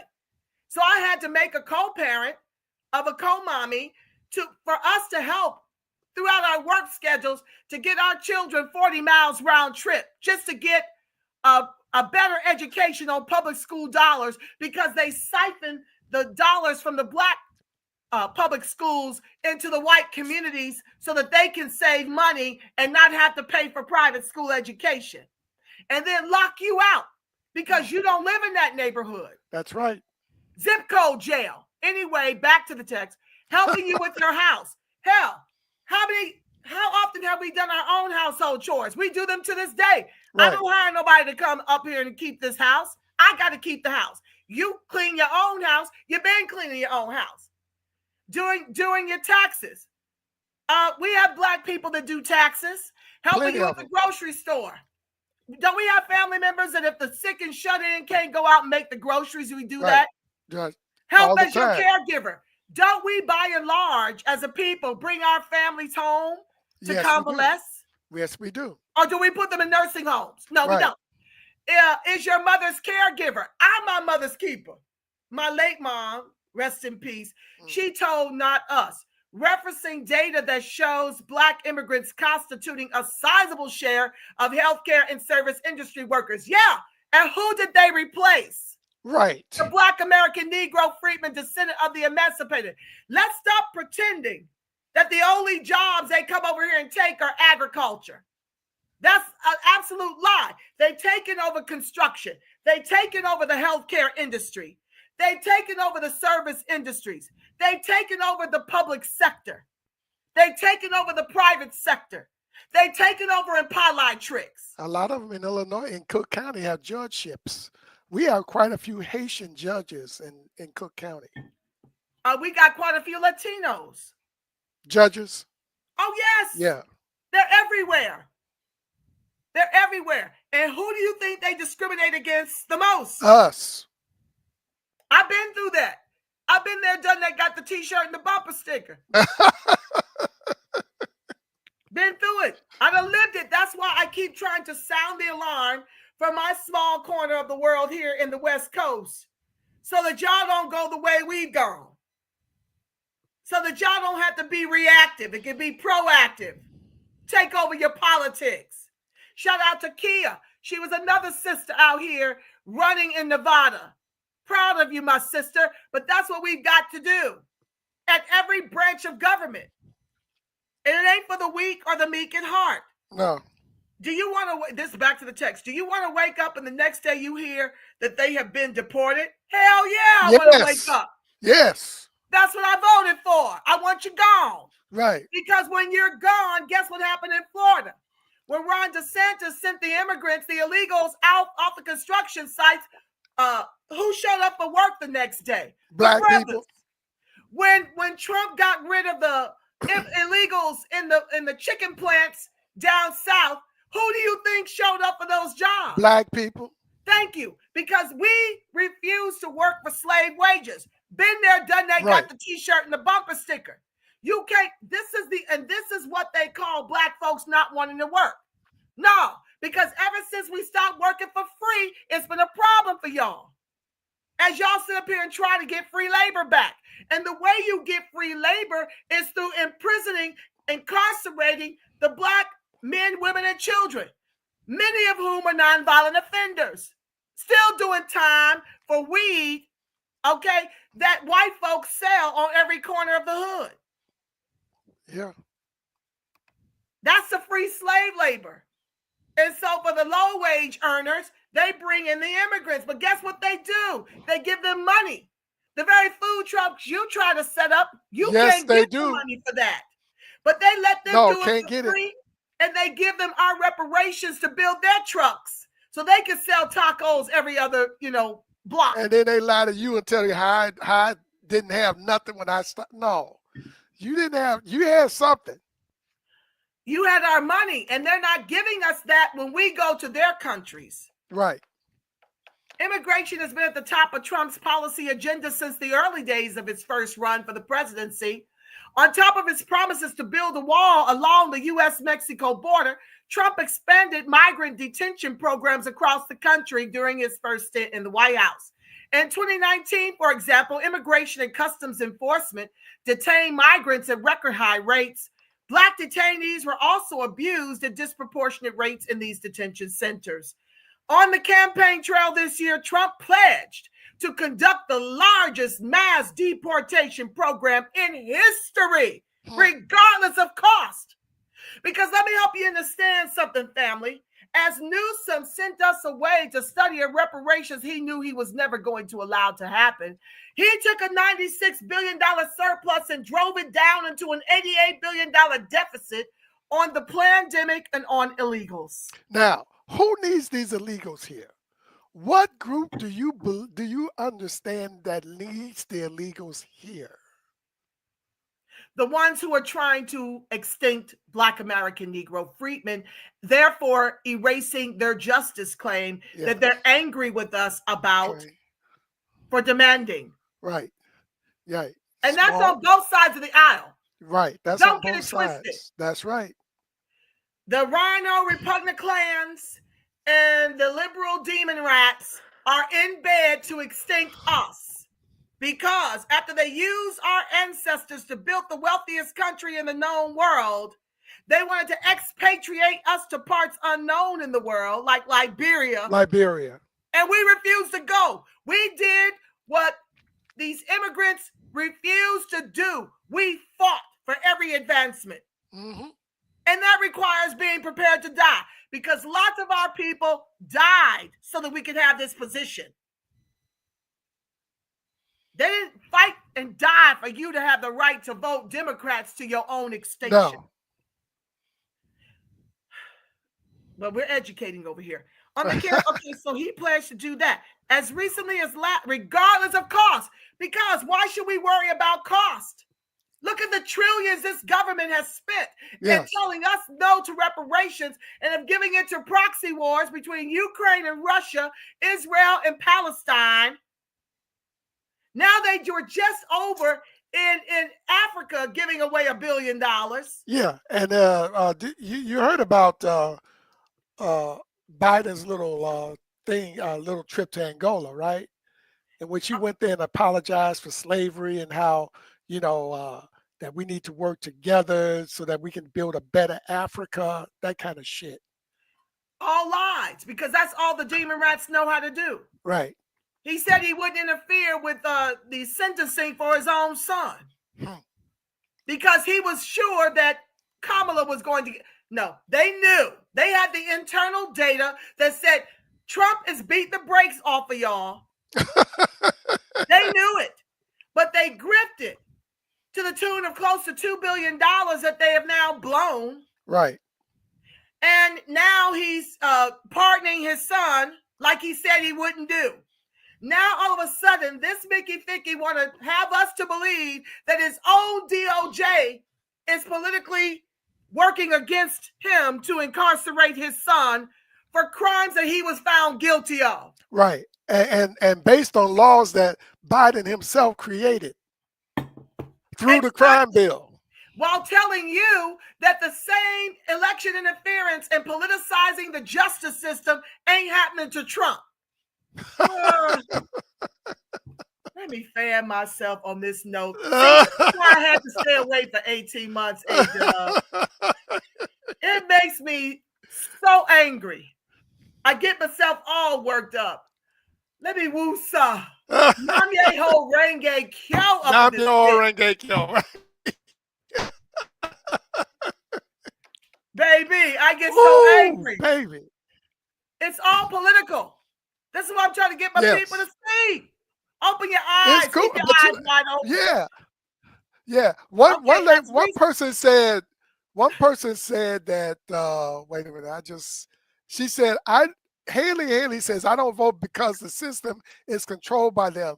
But if you don't vote, that means that you are ceding control to the controllers. Listen, only one of two parties is going to win. Now you got to eke you out of tangible, because I got tired of folks asking, well, are the Republicans giving you reparations? Do you give folks things for free? Right. We ain't even voting for the Republicans, but you want to hold them to reparations? Right. I had to eke me out a tangible. I understand what illegal immigration and mass immigration at large has done to legislate us out of the state. I understand that if this encroaches on the South the way it has here in California, my people are finished. Finished. Done. Finito. There will only be the 10% who can afford to survive this, because that's about all we got. And to be in the top 10% or 14% usually means immigrant and as little as 6 figures a year. Yes. But they want to hold the repugnant clans to reparations in a way that they're not even holding the demon rats. Right. It's called the weaponization of your vote. It's called a protest voter strategy. Yes. It's called return the motherfucking missile. This is the thing. To its sender. Right. This is the thing that I want to get into the heads of not only Haley, but everybody that's Black on this. White people only kill you for things that are important. Learning how to read. Remember, during slavery and even post-slavery, they would kill a white person for teaching a Black person how to read. Why is that? Because reading is important. Voting. They were killing people over voting. They would threaten you if you to not vote. They would threaten you to keep you from voting, or if you were able to vote, they would threaten you to vote for a particular individual. This is this is shit that was happening in my lifetime. This is shit that was happening in my lifetime. If voting wasn't important, why would white people kill you over it? You got to understand what you are refusing to do. You know, there is no reason for Black people to have low reading scores. Remember, reading used to be illegal for Black people. Why was it illegal? Because it's important. And sometimes the exasperating things about our folks is that we run away from dealing with the very things that are important. Why? I don't know. Oh man, I don't need to vote. Really? Okay. All right. So this was thank you for that, Arthur. I'm reading from X. It's not an article. But Okay. JD Vance News states, I want to hear from you to be honest for this question. Do you think Ilhan Omar should be deported for lying on her U.S. citizenship application? Yes. And then Arthur Watkins Jr. on X states, yes, our government needs to pass a generational bill that only allows 4 to 5 generation Americans to run for office. Yes. So that was that. I'm going to finish off the article and try to get it. Arthur, I hope you don't have to run. No, I'm here. I know the people have been busy, and I love my co-host in the chat. I want to at least visit some of the more pertinent comments and questions for us to unpack. I'm almost done with this article. Okay. Okay. So as recently as last week, he signaled that he'll enlist the military to carry out his operation. That's what I voted for. CBC members have long been clear-eyed about how immigration policies disadvantage Black immigrants. You heard that right. Now listen, remember at the top of the article, they're saying it's an affront to Black Americans, right? You see that? This is the code switch, because this is really what they're after. CBC members have long been clear-eyed about how immigration policies disadvantage who? Black immigrants. That's why reading comprehension is fundamental. So much so that some argue that immigration should be seen as a Black issue. This is another reason how flat black is hurting us, and why the OMB will not allow us to delineate. They're extincting us under flat blackness. And the country and the world will be none the wiser because they keep calling blackness skin tone. So much so that some argue that immigration should be seen as a Black issue, which means they know the difference, given the steady rise of immigrants in the U.S. overall Black population. Why are they trying to dump that crap on us? By design, because they're here to erase and replace us. Get it through your head. Clark, for example, recounted to Not Us a trip she and then, here's another traitor, Representative Karen Bass, took to Mexico in 2018 because there were many, many migrants of African descent that were trapped, further illustrating what she described as the role that racism plays in admitting individuals to the United States. Now, Karen Bass was married to a whole Latino. Yeah, I know. She's a Latino lover. I don't even know if Karen Bass is foundational Black American. She is. Okay. She just like that. But guess what? She just like that Latino loving, baby. She don't work for us. She don't. She sure don't. She's out here caping for Latinos. Yes, all the time. The people that she lay with and procreate with. Right. That's why I keep telling y'all, even foundational Black Americans are traitors. Right. They're not here fighting for us. That's why we can't make any gains. Okay? So, but to the extent that Democrats can do anything to counter Trump's immigration policy, their options are limited and only carry so much weight. So even all these governors and mayors selling all these wolf tickets, when they ask at the cuffs, they gonna be singing and whistling Dixie up in here, okay? Right. It's gonna be a whole nother Oprah going down. CBC members are acutely aware of their limited impact. Any congressional effort to check Trump is complicated by Republicans controlling both chambers. Thanks to the Negro Freedmen, who understands what we had to do. Decimate them.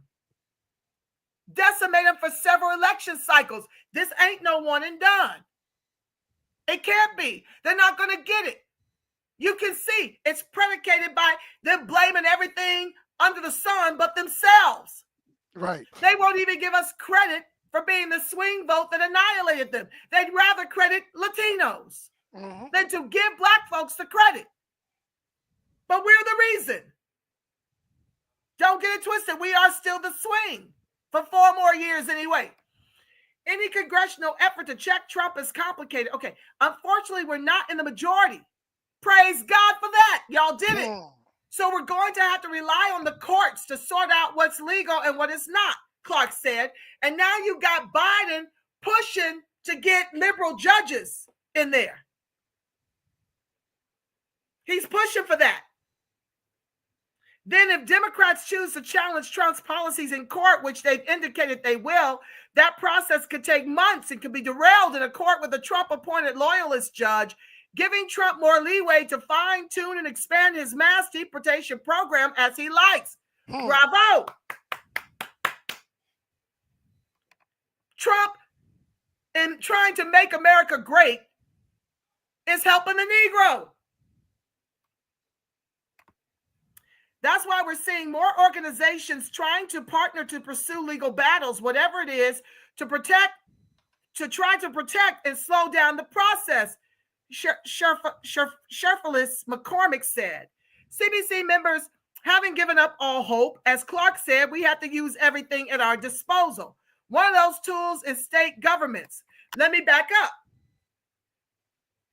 Newsom, who told us no to reparations, is intending to spend $100 million to fight Trump. I said that at the earlier part of the broadcast for those of you who have come in late. That's what they mean by using the state governments. They're going to use more of our tax dollars, reparations, and Social Security in these demon-radically ran sanctuary cities and states to try and stop Trump. Democratic governors in blue states have vowed to defy any of Trump's orders, and CBC members are taking inspiration from the promised disobedience. Massachusetts governor, I don't hear Arthur. Is he still there? Oh, he's still there. Praise God. Yeah, I'm listening. I was listening. Okay. I thought you dropped. Okay, I'm almost done. I'm on the back stretch, like they say in track. I'm on the back stretch, y'all. Massachusetts Governor Maura Healey, for example, said she'll instruct state police, as they've done out here.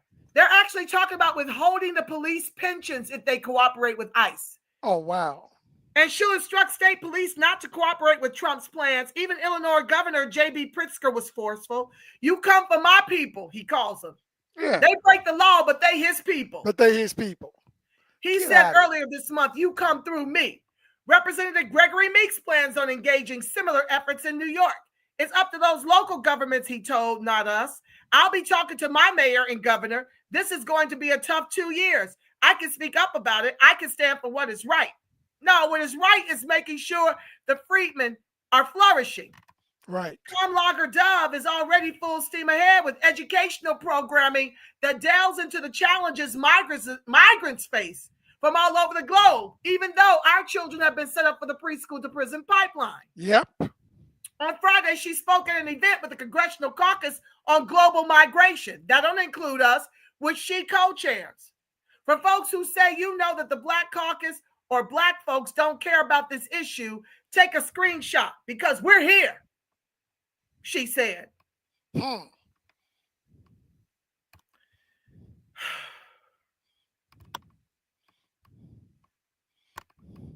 People crapping in the streets and they over here in our spaces. That's right. Thank you, November. The jealous immigrants can't seem to go figure out what their homeland is and open sewage. And they're making one of ours. Yeah. Especially our Black communities. As they're given free down payment assistance on the homes that we can't get loans for. Yeah, like they done here in Chicago. Yeah, here too. And they're not getting... That's what Kamala was running on. That wasn't for us.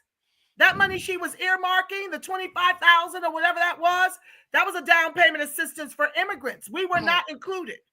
Haley states, how can, and listen to this, we lost our homes under Obama, another man who ain't us, that we voted 2 terms to keep in office, under the foolish belief that he was going to do something for us.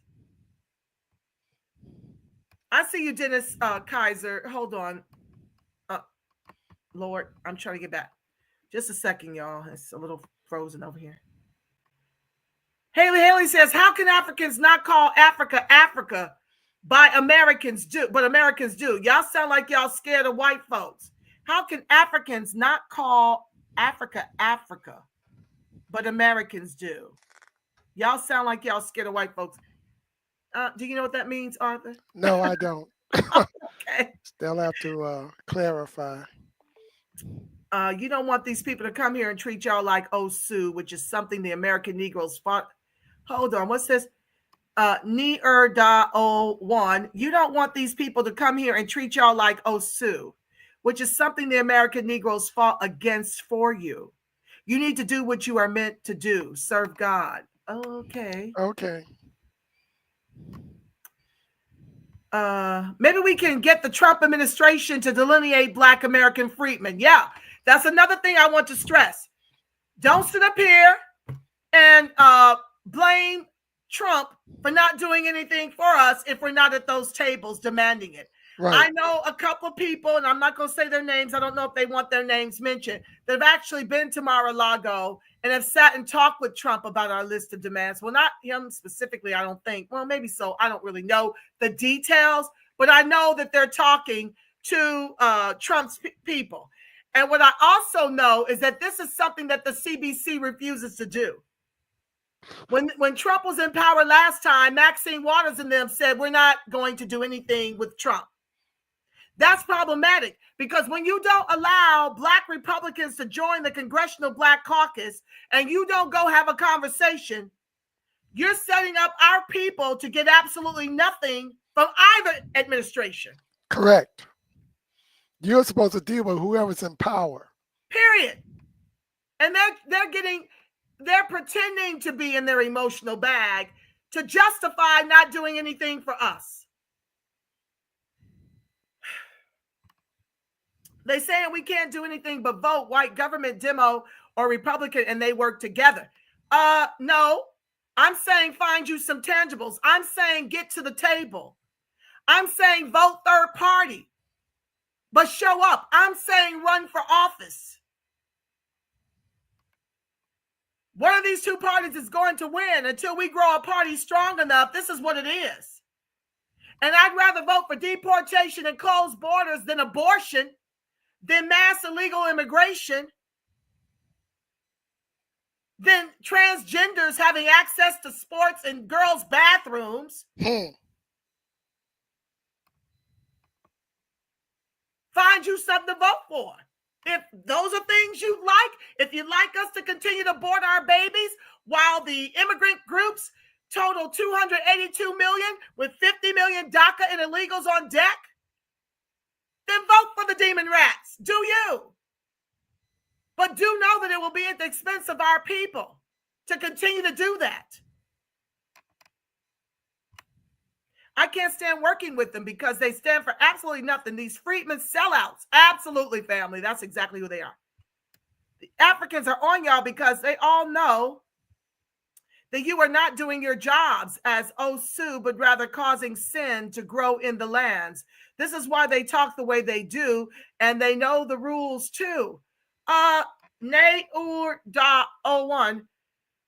Africans can't say a hot damn thing about the Negro American Freedmen business.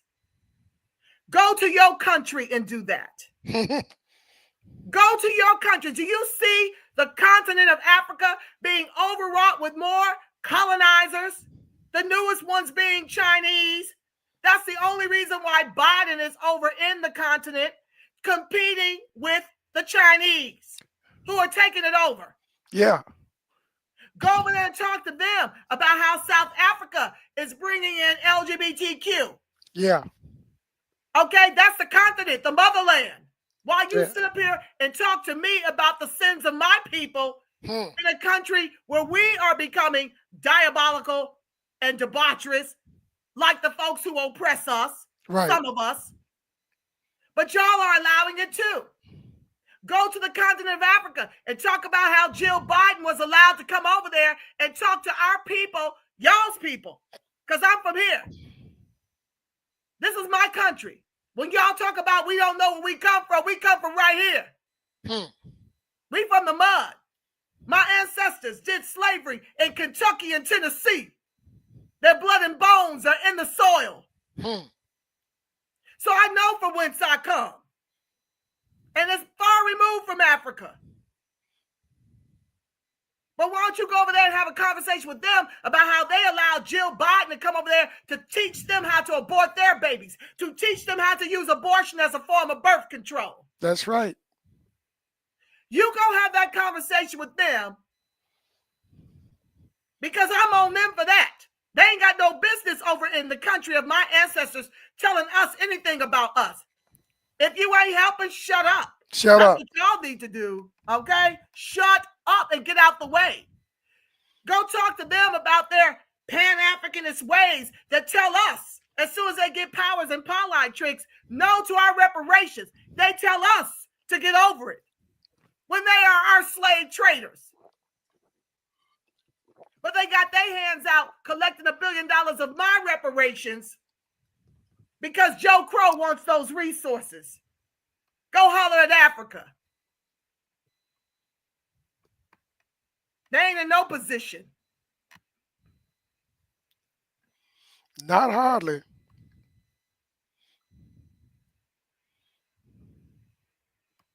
Look at this bullshit from Haley. People eating posing food.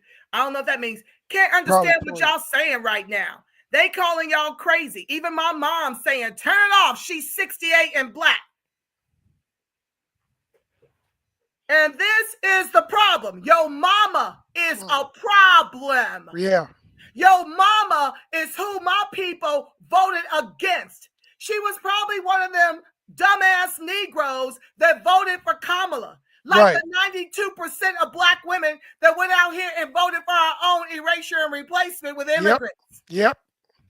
She's probably not impacted by the immigrant class, because that's when usually these type of boomers, Arthur Ward being an exception, and those who rock with me, these type of boomers have us going off a cliff. These type of boomers ain't done nothing since Martin and Malcolm were murdered. They ain't done nothing but getting away. They gone out here and they voted Democrat to our own erasure and replacement with immigrants. That's your mama. Right. I don't eat poison food. I'm real clear. I'm in my right frame of mind. But it's boomers like your mama that I work to defeat. Turn it off and block me. If I give a damn. I don't. Haley. Get the hell on, you and your mama. I got people like that in my family. Me too. Just like her. Me too. Just like your mama. And if I could give my family and my friends my ass to kiss, I ain't got no problem doing it for strangers. I got a daughter I got to preserve this country for. She ain't got nowhere to go. Yep. And she deserves, as a descendant of the emancipated, to live wherever in this country and flourish that she damn well pleases.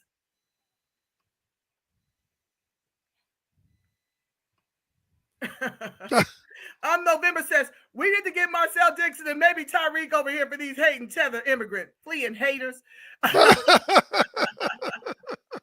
Oh, they do it better than me. Yeah. Much respect to all of you. Well, Haley, I respect you too, but don't come in my feet with that bullshit, okay? Right. Don't bring your mama in it. Maybe put your earbuds on if you want to be schooled. For your mama, it's too late. We went through Jim Crow. Well, blacks run up north. We sharecrop while blacks went to college. We fought for our freedom while y'all reaped the benefits, not the same people or lineage. Right. Yep, that's it. That's it. Neer.01. Now you talking sense. Sometimes I guess you come with some sense, because that last one about Africa hating on us, they got the nerve, okay? And my family was already north. Remember we were talking about that? I said my family was already north. Remember we were talking about that? Yes. Yeah. Could you unpack that a little bit for the viewers? Oh, yeah. Not all of us were enslaved in the South. My family, the first of my family came here in the late 1600s. They were born in New York. That would at that time was still New Amsterdam, and they were transported to work plantations or farms in central Illinois. My family was never south. And matter of fact, that's why so many of my family members still live in Alton, Illinois, which is right across the river. There's a bridge that connected from St. Louis, and Alton, Illinois is about 20 miles west of the very farms that my family was working during slavery. So some of us were never enslaved in the South. We were enslaved in the North.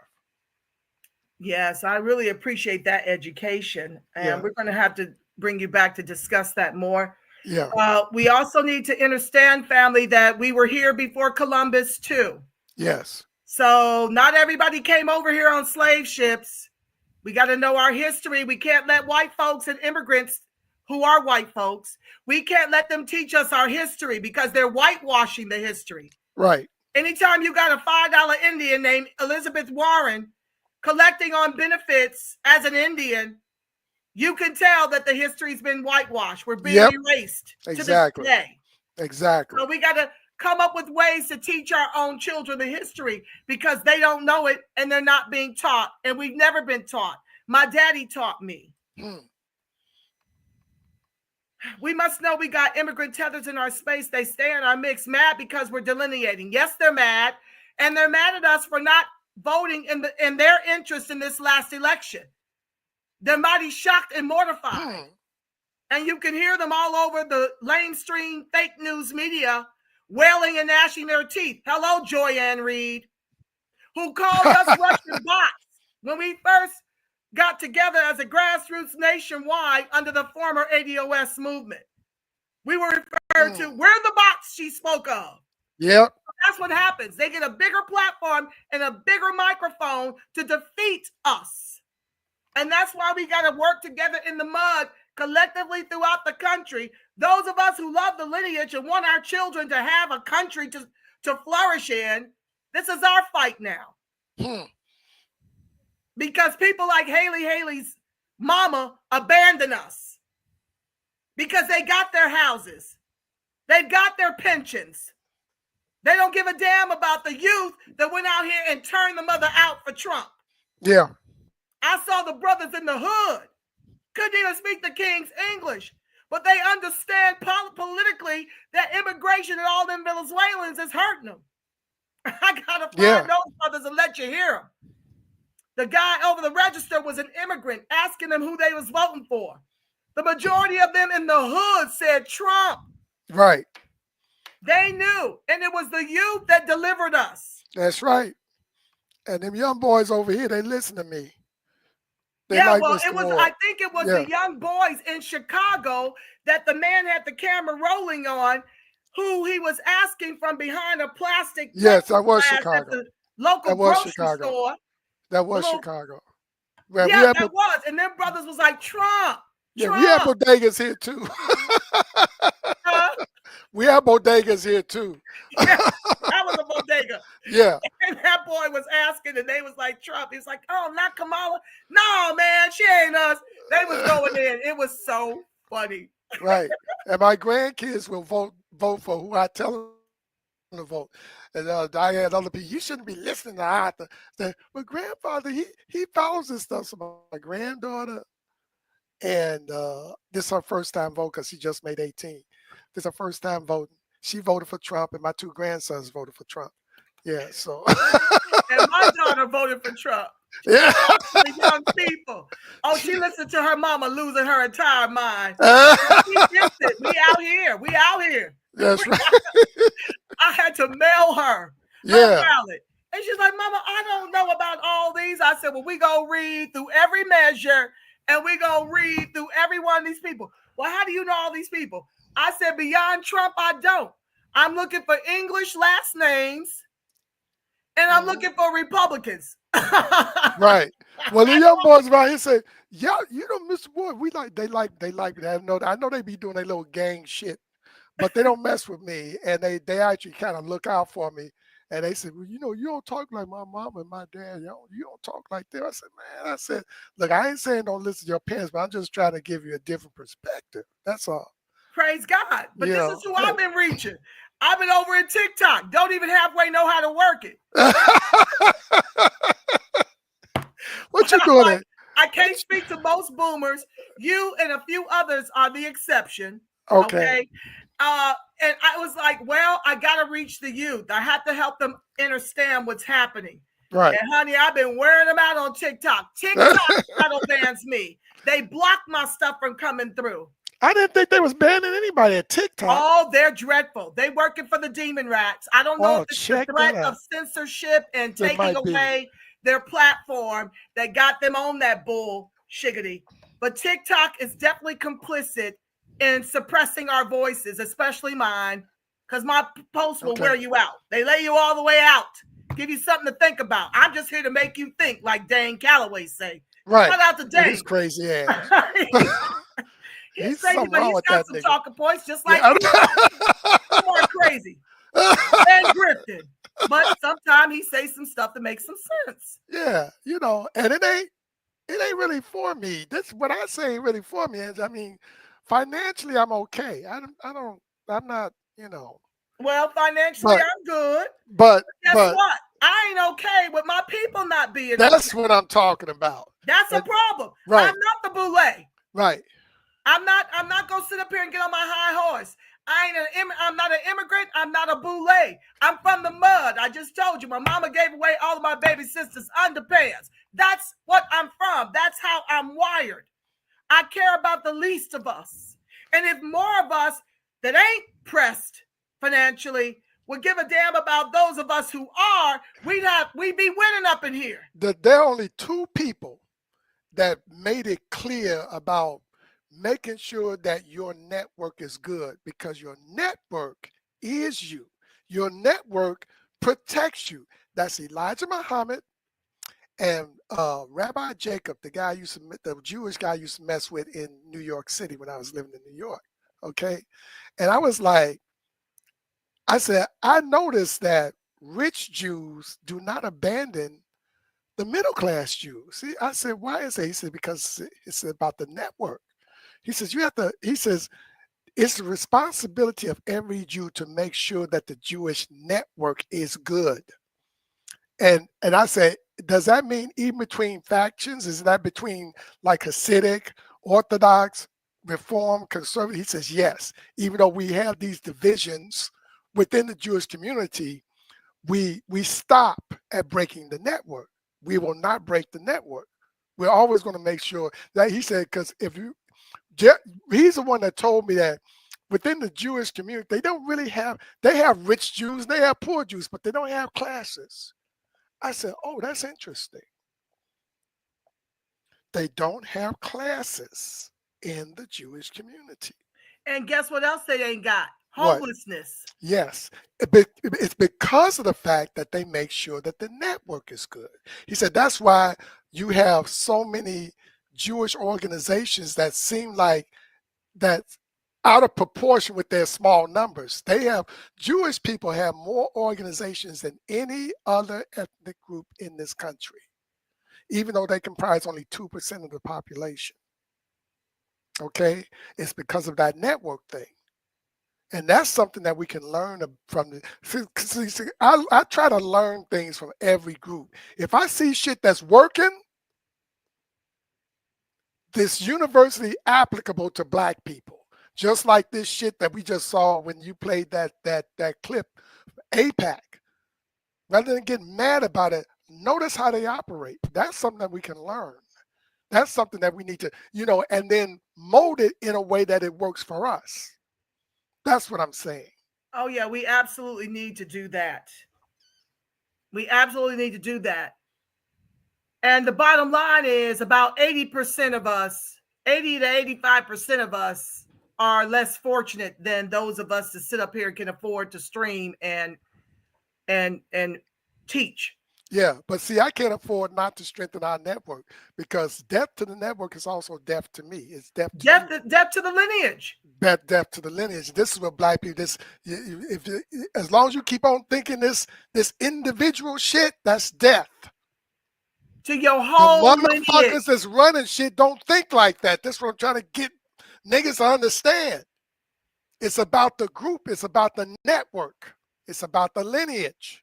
Absolutely. You ain't never lied. It's just like the difference between these little gangbangers out here calling themselves gangsters. No, you ain't gangster, because if you was really gangster, the Italians in New York, there was no crime in the Italian neighborhood, even though it's full of mobsters. The reason why is because the mobsters was doing their little shit, but at the same time, they protected their community. Right. They looked out for the young people. They looked out for the old ladies. That's why you can have a mobster over here who to the FBI is public enemy number one, but the old ladies in the goddamn neighborhood is bringing him pies and lasagna and shit because they appreciated the favor that he did for her. They looked out for their community. If another Italian broke into another Italian's house and stole something from them, the mobsters would find that motherfucker and kick his ass. Well, we used to have that. We used to have that. So they incarcerated or killed them. Yeah, but what I'm saying is like, it's about the network. Period. And even the mobsters understood that. That's why you never saw the community, the Italian community, come against the mobsters. Exactly. You never saw that. Yep. You're absolutely correct. Yeah. So because I saw some of it in action when I was in New York. I saw some of it in action. Matter of fact, when I opened my store over in Lower Manhattan, over on Green Street and West Broadway, the fire marshal kept coming by and shit, fucking with us. Okay, we had all our shit straight, but he kept fucking with us and stuff. And it was this guy named, his name was Tony. You know, that usual.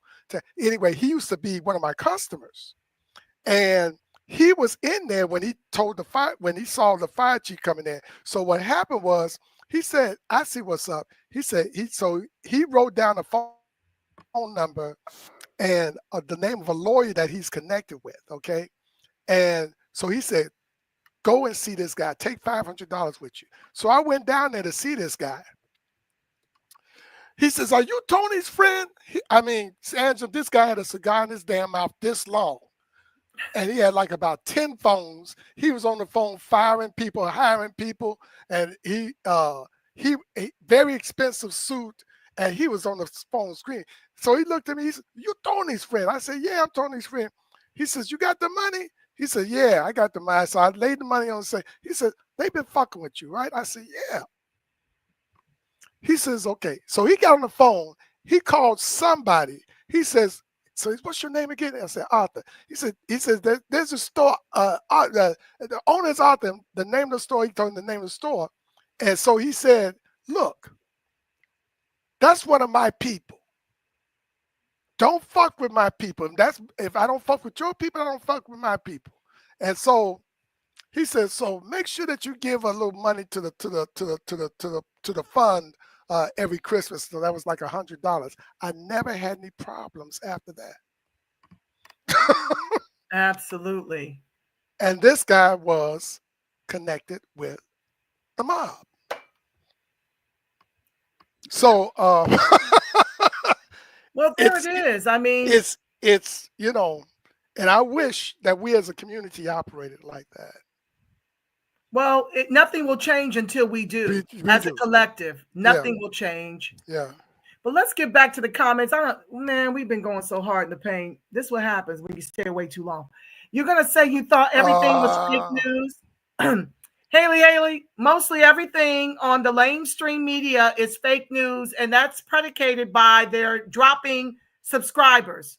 Mm-hmm. People are not watching MSNBC nor CNN the way they once did, because they realized they were lied to after Trump beat the brakes off of Kamala. Yeah. In the popular vote, in the House, in the Senate. They could tell these people have been lying to us, even about their winning, even about it being a tight, close race. California and Chicago and Illinois practically went purple. Yeah, we almost went purple in Chicago. Out here too. Yeah, it was surprising. No, it wasn't. It wasn't to me. How many Latinos voted for Trump in Chicago? Yeah. They showed out in Chicago. It's not surprising because the Latinos see what happened to us. Oh. They know that they replaced us in the workforce. They don't want a new crop of illegals coming over here to replace them in the workforce, to drive their wages down. Right. They don't want to become the new Negro. Right. Now, this is the difference between California and Chicago. In Chicago, Latinos will hire you. They will hire you. my grandson works for a Latino, and he's got a totally mixed workforce where he's at. Well, that's a beautiful thing. This is not about all. We've got exceptions in every immigrant class that get us. Yeah. Right. I mean, you've got folks really riding as allies with us that understand what happened and want to give back. Right. I won't be satisfied till we own our own communities akin to how we used to. Right. The And people I purchased penny candy from were black. They were the black bodega that's right. owners. And the They other were the thing ones about that owned the little restaurants, the little, right. Barbecue joints and carrying on. And the other thing about fake news that I like to educate our folks in the chat about is not so much fake news per se, but what we have to worry about is what is being more effective, whether it's fake news or not. One of the things that we have to learn as a community is the uses of propaganda. And yeah, that's one of the things that the Jewish people have perfected, that the Nazis perfected, and even to a certain extent, the Nation of Islam and the Black Panthers perfected. Now, propaganda can be true or not true, but the question is, what's effective?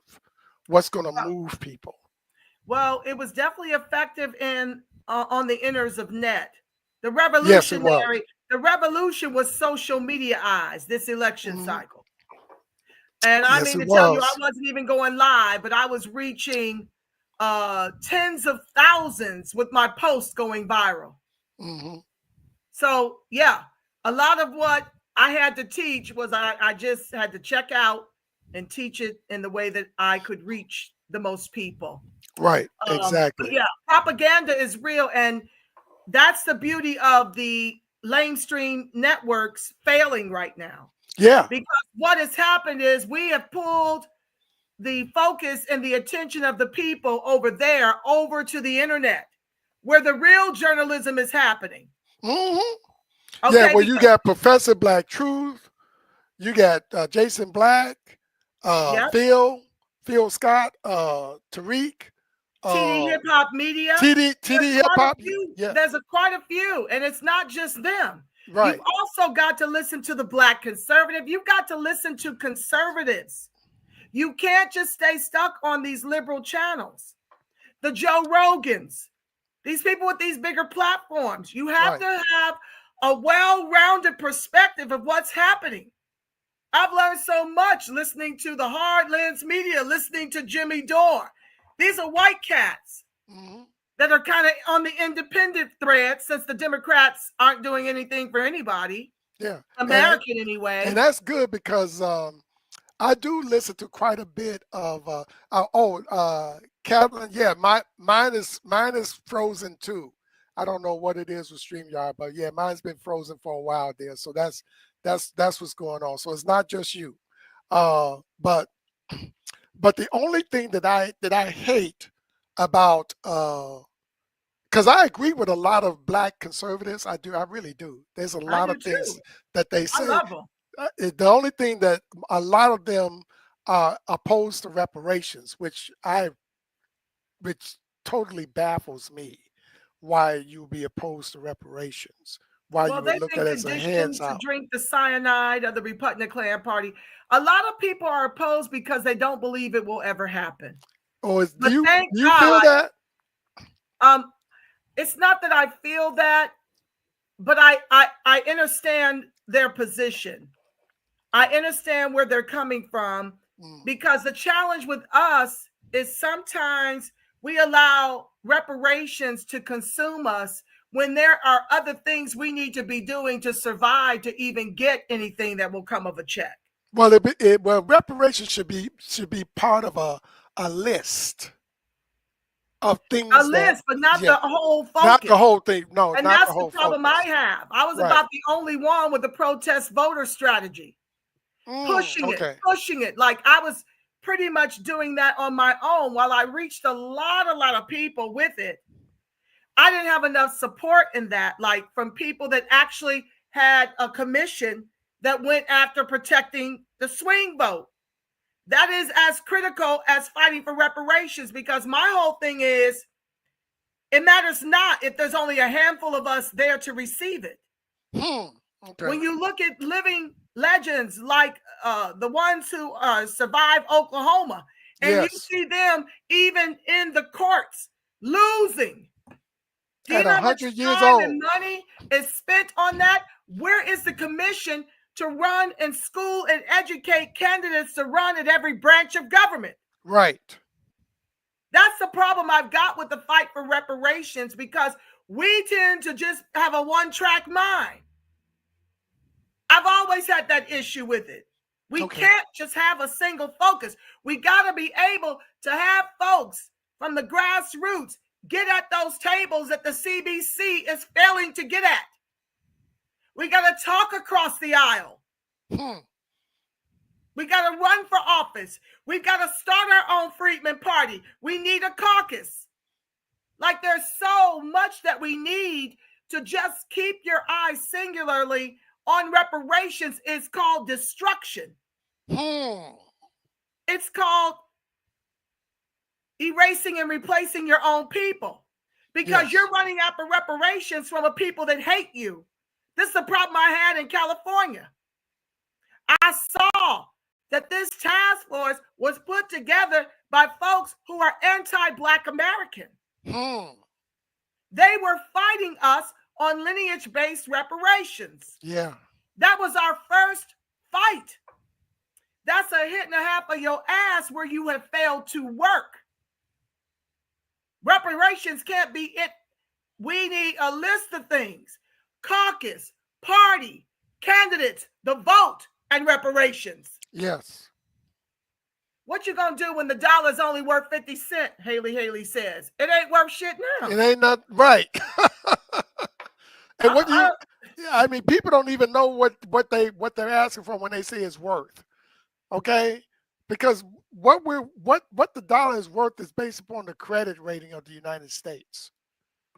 That's why the gold standard was taken, was removed, because it was actually constricting capital growth.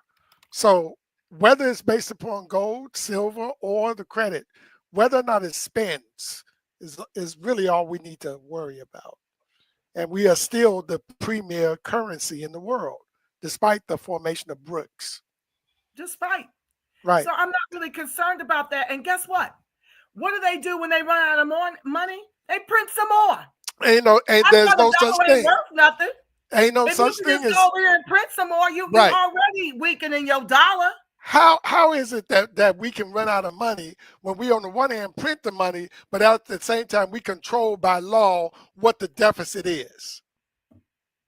Please. And we're the only country in the world that's able to do that. And the reason why we're the only country that's able to do that is because foundational niggas are still here.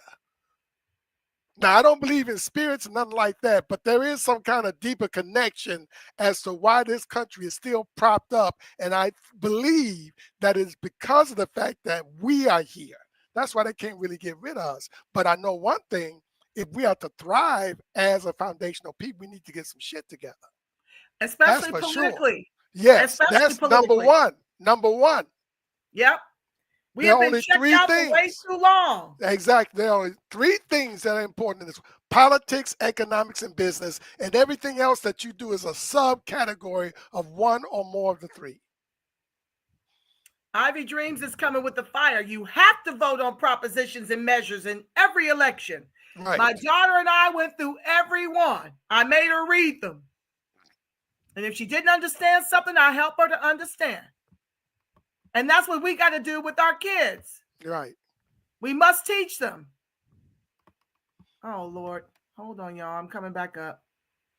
I'm working my way from the bottom up so we can get out of here sometime tonight. And I'm only picking up, I see a lot of these comments, y'all, but I'm only picking up the most pertinent ones that I feel that Arthur and I can give some insight to.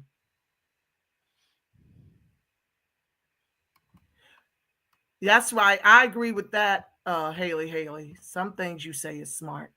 Anything y'all do will be cast down. Like, okay, Neerda 01. Neerda 01. Let me help you with something.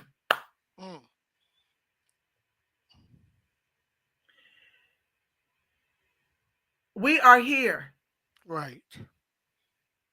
Despite all of what you're saying up in here, this gloom and doom nonsense, they have been trying to get rid of us since our ancestors built this country, the wealthiest in the world, Right. with their very lives as chattel. They first tried to deport us. We are here. The rest have fled here because they not built like us. No. There is a special covering. The blood is on us. We are the original people. So when you sit up here and say things like everything we do will be cast down, like the Black Wall Street, they ain't won yet. Right. And this election cycle is a hint and a half for your ass who's got the power, but needs to awaken to that fact. Right. We have to It stay has in the always been the Black American Negro freedman descendant of the emancipated. That's right. Don't ever forget it. We are the ones holding this country on its axis because we are the chosen people. We are foundational to this country. Period. We're chosen. And I know Arthur is atheist, but I understand with my third eye, my first eye, this pineal gland right here, I know who I am and I know who we are as a collective. It's my job to use my voice to enlighten us to the truth of who we are. We're very special, protected people, despite everything they've attempted to do to annihilate us. It is miraculous, isn't it? It's the perfect outworking of universal law. Right. But at the same time, there's a certain responsibility that we have to deal with in terms of being proactive in moving ourselves forward as a people. It's a game, and we have to be in the game. We have to get good at this. We have to get good at this. And anything y'all do will be cast down. Well, anytime that you are on a chessboard, anytime that you hit the basketball court, anytime that you hit the gridiron, the other team is trying to cast you down. Now, what you gonna do? And that's how you have to look at this shit. Yep. You can't check out, but see, you can't check out. But look at the way it worked out, Arthur. What? When as Obama was going out, we had the internet to find each other. You see, my whole mission has been to find my tribe. Folks often say, why are you bringing this protest voter strategy to the internet? Because we've lost the war in California. I have to get it out somewhere.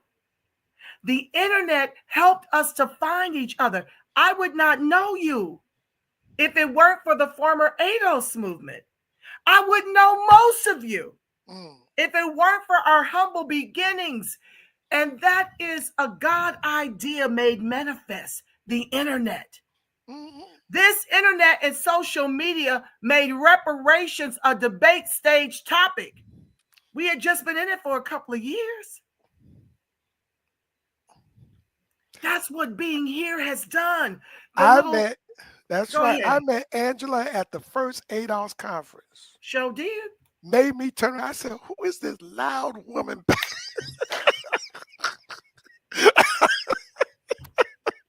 That's when I was friends with ADOS TV. Loud and tall and carrying a big stick. I'm about to say something to her. I said, when I met her, I said, oh shit, she cute. I can't say too much. But I can't be but so mad at her. She's too pretty. How's somebody that pretty in the movement? How's somebody that pretty talking with a big stick? And we've been friends ever since. Ever since? You are truly one of my staunchest comrades, and I'm grateful to you. Yes, I love. But that's what I mean, right? But it's the movement. It's like you know, I can't stop because I can't be white. I can't be white. If my granddaughter actually said, Granddad, she said, I know you be saying stuff. I said, well, what if you woke up one day, I said, I'd kill myself. I said, I would kill myself. I got to be black. Blackity black, baby. Blackity black. And my color ain't black enough for me. God damn it. But it's funny that you say that. What? Because I come from a family of high yellers. You know? do? Oh Yeah. my God, they more yellow than me. Yeah, I was, and they were like, girl, get off that sun, you gonna get dark. Where's the sun? I got people in my believe in family that can pass for white. Me too. Yeah, and none of my family has passed. Matter of fact, the They love whitest their ones. blackness, because blackness is not just skin tone. Blackness is a Right, lived it's not that. experience in America. Lived experience. You can't go to acting So- classes for this. Hello, immigrants who are taking over in Hollywood, working for pennies on the dollar to suppress our money.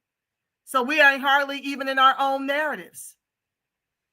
But you can't go to Stanislavski or British acting schools to learn how to be a Black American Negro Freedman. It's in our DNA. It's in the blood. You will never be able to act this better than those of us who live this. We are a new group, actually. We are coming, it's like for those of us that came directly from Africa that were sold into slavery, the Africans drew a line. They did not expect us to survive. So fuck them. So when we came over here, we were mixed with other African tribes that would have never otherwise mixed. Plus, we were mixed with Black indigenous people that were here already before the white people, plus white people, plus Latinos, plus Asians. So we even though our basis is African, that's the biggest part of us, we're not Africans anymore.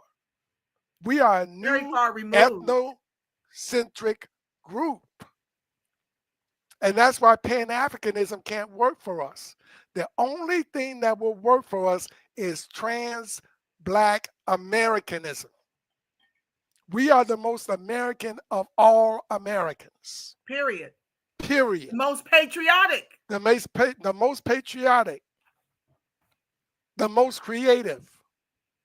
The smart. We are the culture, baby. We are the culture. While folks sit up here and tell us how we have none. We are the culture. We set the precedent for the world. They copy us. Right. We don't copy nobody. We don't copy we nobody are because we don't need to. Right. November says, and they still don't want to pay a good wage with a degree. You're absolutely correct. I've shared charts. We're on the bottom of all the immigrants in this country. We are dead last when it comes to salaries. I've shared with y'all in the past about how African Black was 60,000 liquid to our 200 liquid. Right. They were 54% degree to our 44% degree. Right. Their median income was 113.5 and ours 113,000, somewhere thereabouts. Ours was 53.5. Latinos were 17% degree, 50K median income within 3,500 of ours at 44% degree 20 years ago. Right. You can look it up. LA Color Wealth Report, free PDF. Check my numbers. I'm not blowing smoke. And it ain't because they pulled themselves up by their bootless straps. A lot of these African and Caribbeans aren't poor. You see what they do to the poor. They whip them back into their own countries. They schedule flights to fly the poor ones back because they ain't got no problem with white and white identifying immigrants taking up all of our resources. They ain't got no problem with giving them our reparations, taxes, and Social Security to the detriment of our people who suffer the highest rates of homelessness, unemployment, and underemployment, and evictions in demon radically ran cities that have become sanctuaries. Where is our sanctuary? Answer me that. Nowhere. Where is the Negro sanctuary in the country of our ancestors? Answer me that. We all we got. So we also have to become business owners. Right. And you hire need to get off that ourselves job like site. they hire themselves. Right. Haley says I don't vote because the system is controlled by them. Well, then you get what you get. Right. Loudest about what ain't fair. Right. Mama Davis says she voted locally as well. Very good, thank you. Oh, there was another thing in the article that that I wanted to emphasize in terms of this. I said in the article, this paragraph, I said that I am hoping that Freedmen will start local political think tanks to do candidate and incumbent assessments, to do community political education, to produce productive voting strategies, to do facilitation of political activities, to do the promotion of and to accomplish proper education regarding reparations, to develop solid local community agendas, and to proactively establish nationwide political networks. We need to be laser focused on local and state level politics because those offices have a direct effect on the operationality and quality of our daily lives. We have to be all over the midterms aggressively. We Black folks should become masters of the midterms. Is that a t-shirt? Yes, it is. Your U.S. congressman, right? Your U.S. congressman is your local representative operating at the federal level. Presidential elections are extremely important, but unquestionably of a close but secondary importance. The real power is at the local and congressional level. So that's a paragraph that's in that article. I can't wait for you to bring it back. I hope you come and join us next week. I promise not to keep you so long. Or let me know when you're free to come again. Yes. When you go into these places, you don't see Black American freedmen nowhere. You're absolutely correct. November. You're absolutely correct. When I'm talking about, especially out here, I'm hard pressed. I'm the only Negro freedman in my territory. Okay. Out here in California. The only one. And I believe I'm here because they retired one. And there's one African that I saw recently at a meeting. This is how bad it's gotten. And as California goes, the nation is going. Right. Y'all gonna find out. Y'all gonna F around and find out. They're all working against us. I'm glad you get it. That gave these Hispanics all the jobs. They got all the jobs and they are in a position to hire. And if you've got us at the table, it's just to pretend like we've got some representation. They're representing the white agenda to make sure we don't get access. To keep the gate up. I love that family. Yes, you took care of your mom till her last breath. White people have to leave. It ain't to the Mexicans, the Latino, or Kamala Harris. Leave it. Ain't far to the Mexican. I don't know what that means. Hold on one second. Let me scroll up. I'm almost done.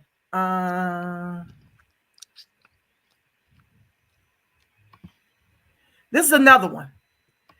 It's people that's supposed to be here, but the white people killed them, and the people that was okay. I don't know what she's talking about here, but let me tell you what I think. I've been seeing Mexicans try to Latinos at large, like John Leguizamo and all these white identifying Latinos trying to corrupt and co-opt our civil rights history.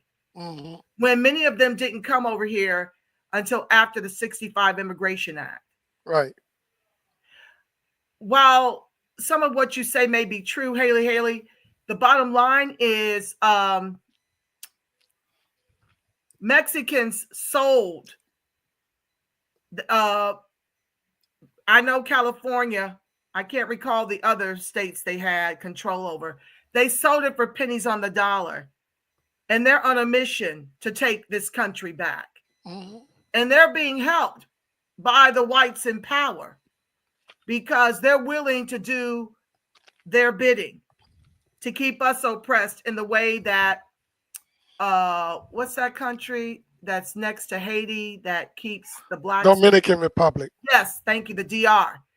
In the same way the DR is doing those Haitians, in the same way the Chinese are doing Africans in the continent, you have to hate Black Americans in order to be in this country and to be able to have your numbers amass in the way theirs have. Whites are not procreating and producing babies like they once did. Their numbers are hurting. Right. So just like they did the Italians, the Jews, the Latinos, the Irish, they make these groups white to bolster their numbers, to stay in power. And they fall right along with it because all they do is bring their anti-Black American hate to our communities. And so that's why you see our people spending money with them, because we're not allowed to own businesses in our communities. And that's why you see the blatant disrespect of our people in our communities by immigrants who have been given money by our government to establish business there. Why? White folks didn't want them in their communities. White folks want to be able to profit off their people in their communities. So they stick them in ours. So yeah, while I get the white folks have definitely, killed many of the people foundational to this country, what I did want to stress is that the Mexicans sold their land. So they too are complicit in trying. Illegal Black have to go also. Exactly, Ivy Dream.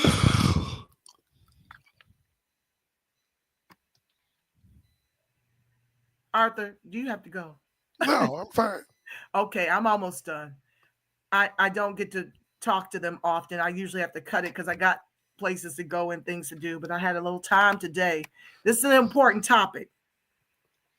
Yes, illegal Blacks have to go. So for all of you that are crying and welling and gnashing your teeth, harder for Black immigrant, POC immigrant, Crayola immigrant babies. More than you cry for hours. Right. Just look away. If you can't stomach it, look away, because it's going down. 1/20/2025. It's about to go down. So if you can't handle it and you got more empathy for people who broke into the country illegally under the auspices of asylum seekers, right, when the only ones that can really say that is Haiti, and they were the ones beat down at the border, then you need a therapist. There ain't nothing I can do for you. You got a problem to cry harder for your people to cry harder for their people than you do your own. Right. That's called mental illness. Right. And as the Black Haitians are some of the main ones that roll with white supremacy once they get their feet established here. That's it. So I don't have nothing for none of them. None of them. I know that's right. What's Send up, all their Matt? asses back.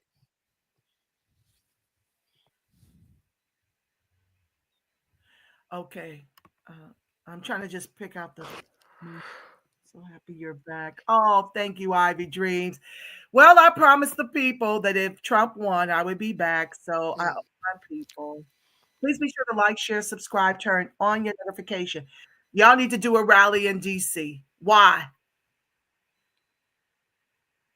I've had more impact on the inners of net than I would ever to spend $1,000 to go rally in DC. Right. I'm not opposed to the people there doing it, but I say you got to watch your dollars very closely and be effective and impactful right where you are. Get out into your community. Right. Especially if you still got a Black one, you better hold on to it. Yeah, because it'll be Venezuelan a little bit. Yes, it will. You see it for yourself. Yeah. I've seen it right here on my block. Oh, yeah. Stupid. Oh, thank you, Afro Truth TV. I appreciate you, fam. Information Man Show says, I live in California. It's absolutely crazy. Make white girls take white guys' money, period. That's the... What? Haley, some of the things you are saying are really wild to me. Afro Troop says, like number 28, deport them all, including the CBC. Yep. I agree. All blacks come from islands, with Africa being the largest island. He separated y'all from the lands for a reason, but allow y'all here to make sure you help the people do God's will. Y'all don't. Nur-Erda 01, you need a couch. Oh, Ivy, give him my love. Yes. Track stars. Oh, Her really? son and my daughter. Yes. Okay. Oh, give him all my love. I'm sure he is flourishing. She's at an HBCU now. I don't know if you know that. Okay. Yes, ma'am, that boule, there's many. The boule is in the way, y'all. And they've infiltrated our campuses, and they're trying to convince our children to vote against their own interest. And if you dare speak a word that you vote for Trump, you'll be ostracized. Wow. My daughter can't even talk about it. Where did she will not have anyone to be friends with. What website did you get that list of all of those caucuses? That was Wikipedia. Oh, Wikipedia. Okay. Mm-hmm. Wasn't that a lot? Yeah, Could you believe it? That was crazy. All of them working against us for their own comeuppance in the country of our ancestors, when we don't have the money or the resources to leave, to build a new life elsewhere with no assistance from any of these governments. Not even Ghana.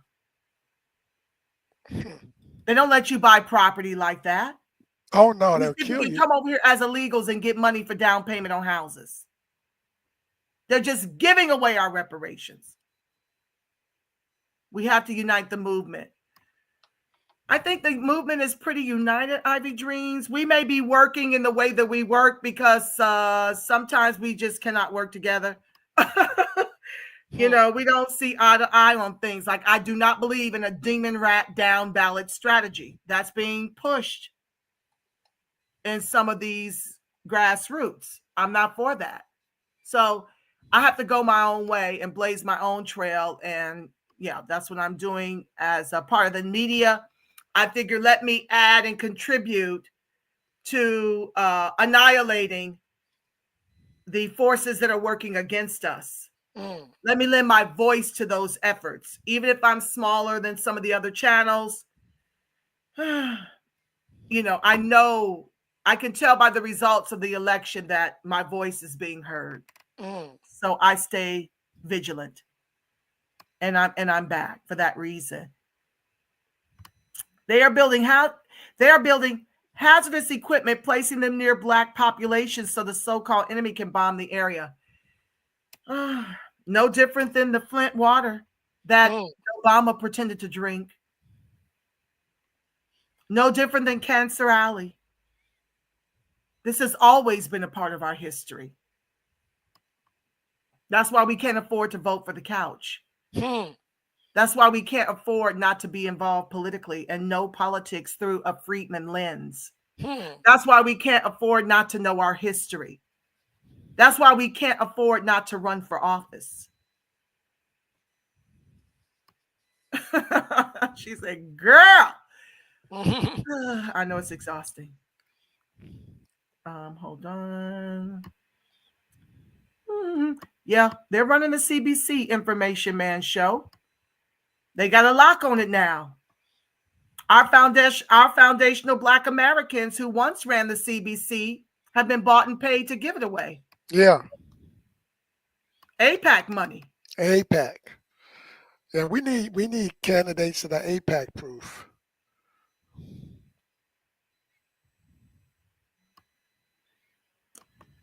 Yep, we do, but that's from the mud. Yeah. And we got to support each other when we're running. Yeah, that's the problem. That's another problem. We leave the people that really stand up for us kind of like out there.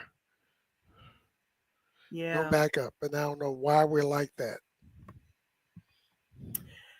Y'all have been busy in the chat, and it's like almost 4 o'clock. I'm going to wrap this because we'll be back next Saturday. Okay. Like I said, as soon as NFL sports is over, because I'm pulled in that direction, which prevents me. Yes, I work, for the NFL on Sundays anyway. Oh, okay.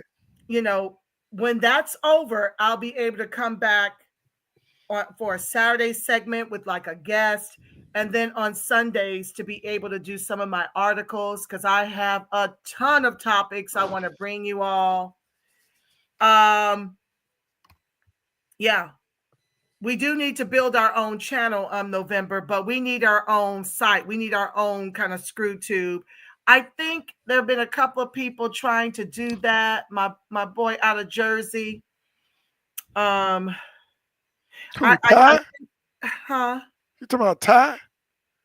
No. Oh, my baby. What's his name? Lord have mercy. It's right on the tip of my tongue. It won't come. But I know that they've been recruiting for you to please join their channels. We do need our own, but do know this, that right now I got to use where I can have the biggest, largest reach. That's ScrewTube. So until we have something comparable that's going to reach the masses where they're tuning in, I got to be where they're tuning in. Did you have any closing words, A-Dub, before I pray us out? No, you don't have to stay for that part. I know that. I forgive you, and I still love you. You forgive. No, it's just I want us to just stand up, be interested in our interests, and let's move our people forward. That's what I got to say. Thank you, A-Dub. I so appreciate you. I'll talk to you offline like we do. Okay. Thank you for being here, and let me know your next available Saturday, 1 p.m. Pacific Standard Time, so that I can build the show around your participation. We have a lot to go over. I sent you a text that I would love your contribution to some of those topics. No problem. And especially I need your article to come back in here for us to unpack that for the people. Okay. Thank you. Thank you, dear. Peace, love, and reparations. Yes, ma'am. With that being said, family, I love y'all. Freedmen strong. Yes, I do. I really do. I want to thank each and every one of you for being here, for spending your Saturday with me. I want to thank you for keeping the chat lit. I apologize that we couldn't get through all of your comments, but I'm truly, truly grateful. To those of you tuning in from Racebook, thank you so very much. To those of you who helped this messaging go viral, thank you very much. This is a very revolutionary work for the Black American Negro freedman descendant of the Emancipated, which is not a popular group to fight for. We all we got. And so know that and get involved. You can email me at thereprespect@gmail.com. It's in the description bar below. You can also, if you'd like to contribute to the channel, your gifts are much appreciated. You can Cash App $TRPTV to help me continue to bring this messaging to you. Thank you to our illustrious guest, Arthur Ward, Freedmen Chicago, Freedmen Absolute, www.freedmenabsolute, men, M-E-N, absolute with an E on the end, .com. It's in the chat as well. So please, please, please visit his site. He is such a gift to the Freedmen lineage. And with that being said, family, the light of God surrounds us. The love of God enfolds us. The power of God protects us, and the presence of God watches over us. Wherever we are, God truly is, because, family, you are the face of God. Yes, you are the voice of God. You are simply the body temple of the Spirit of the living God. I love you, Freedmen strong. And until we meet again next Saturday, 1 p.m. Pacific Standard Time, I want you to make it a beautiful, God-inspired rest of your Saturday and work week, family. Each one reach for one and teach one. Until next time, family. Peace, love,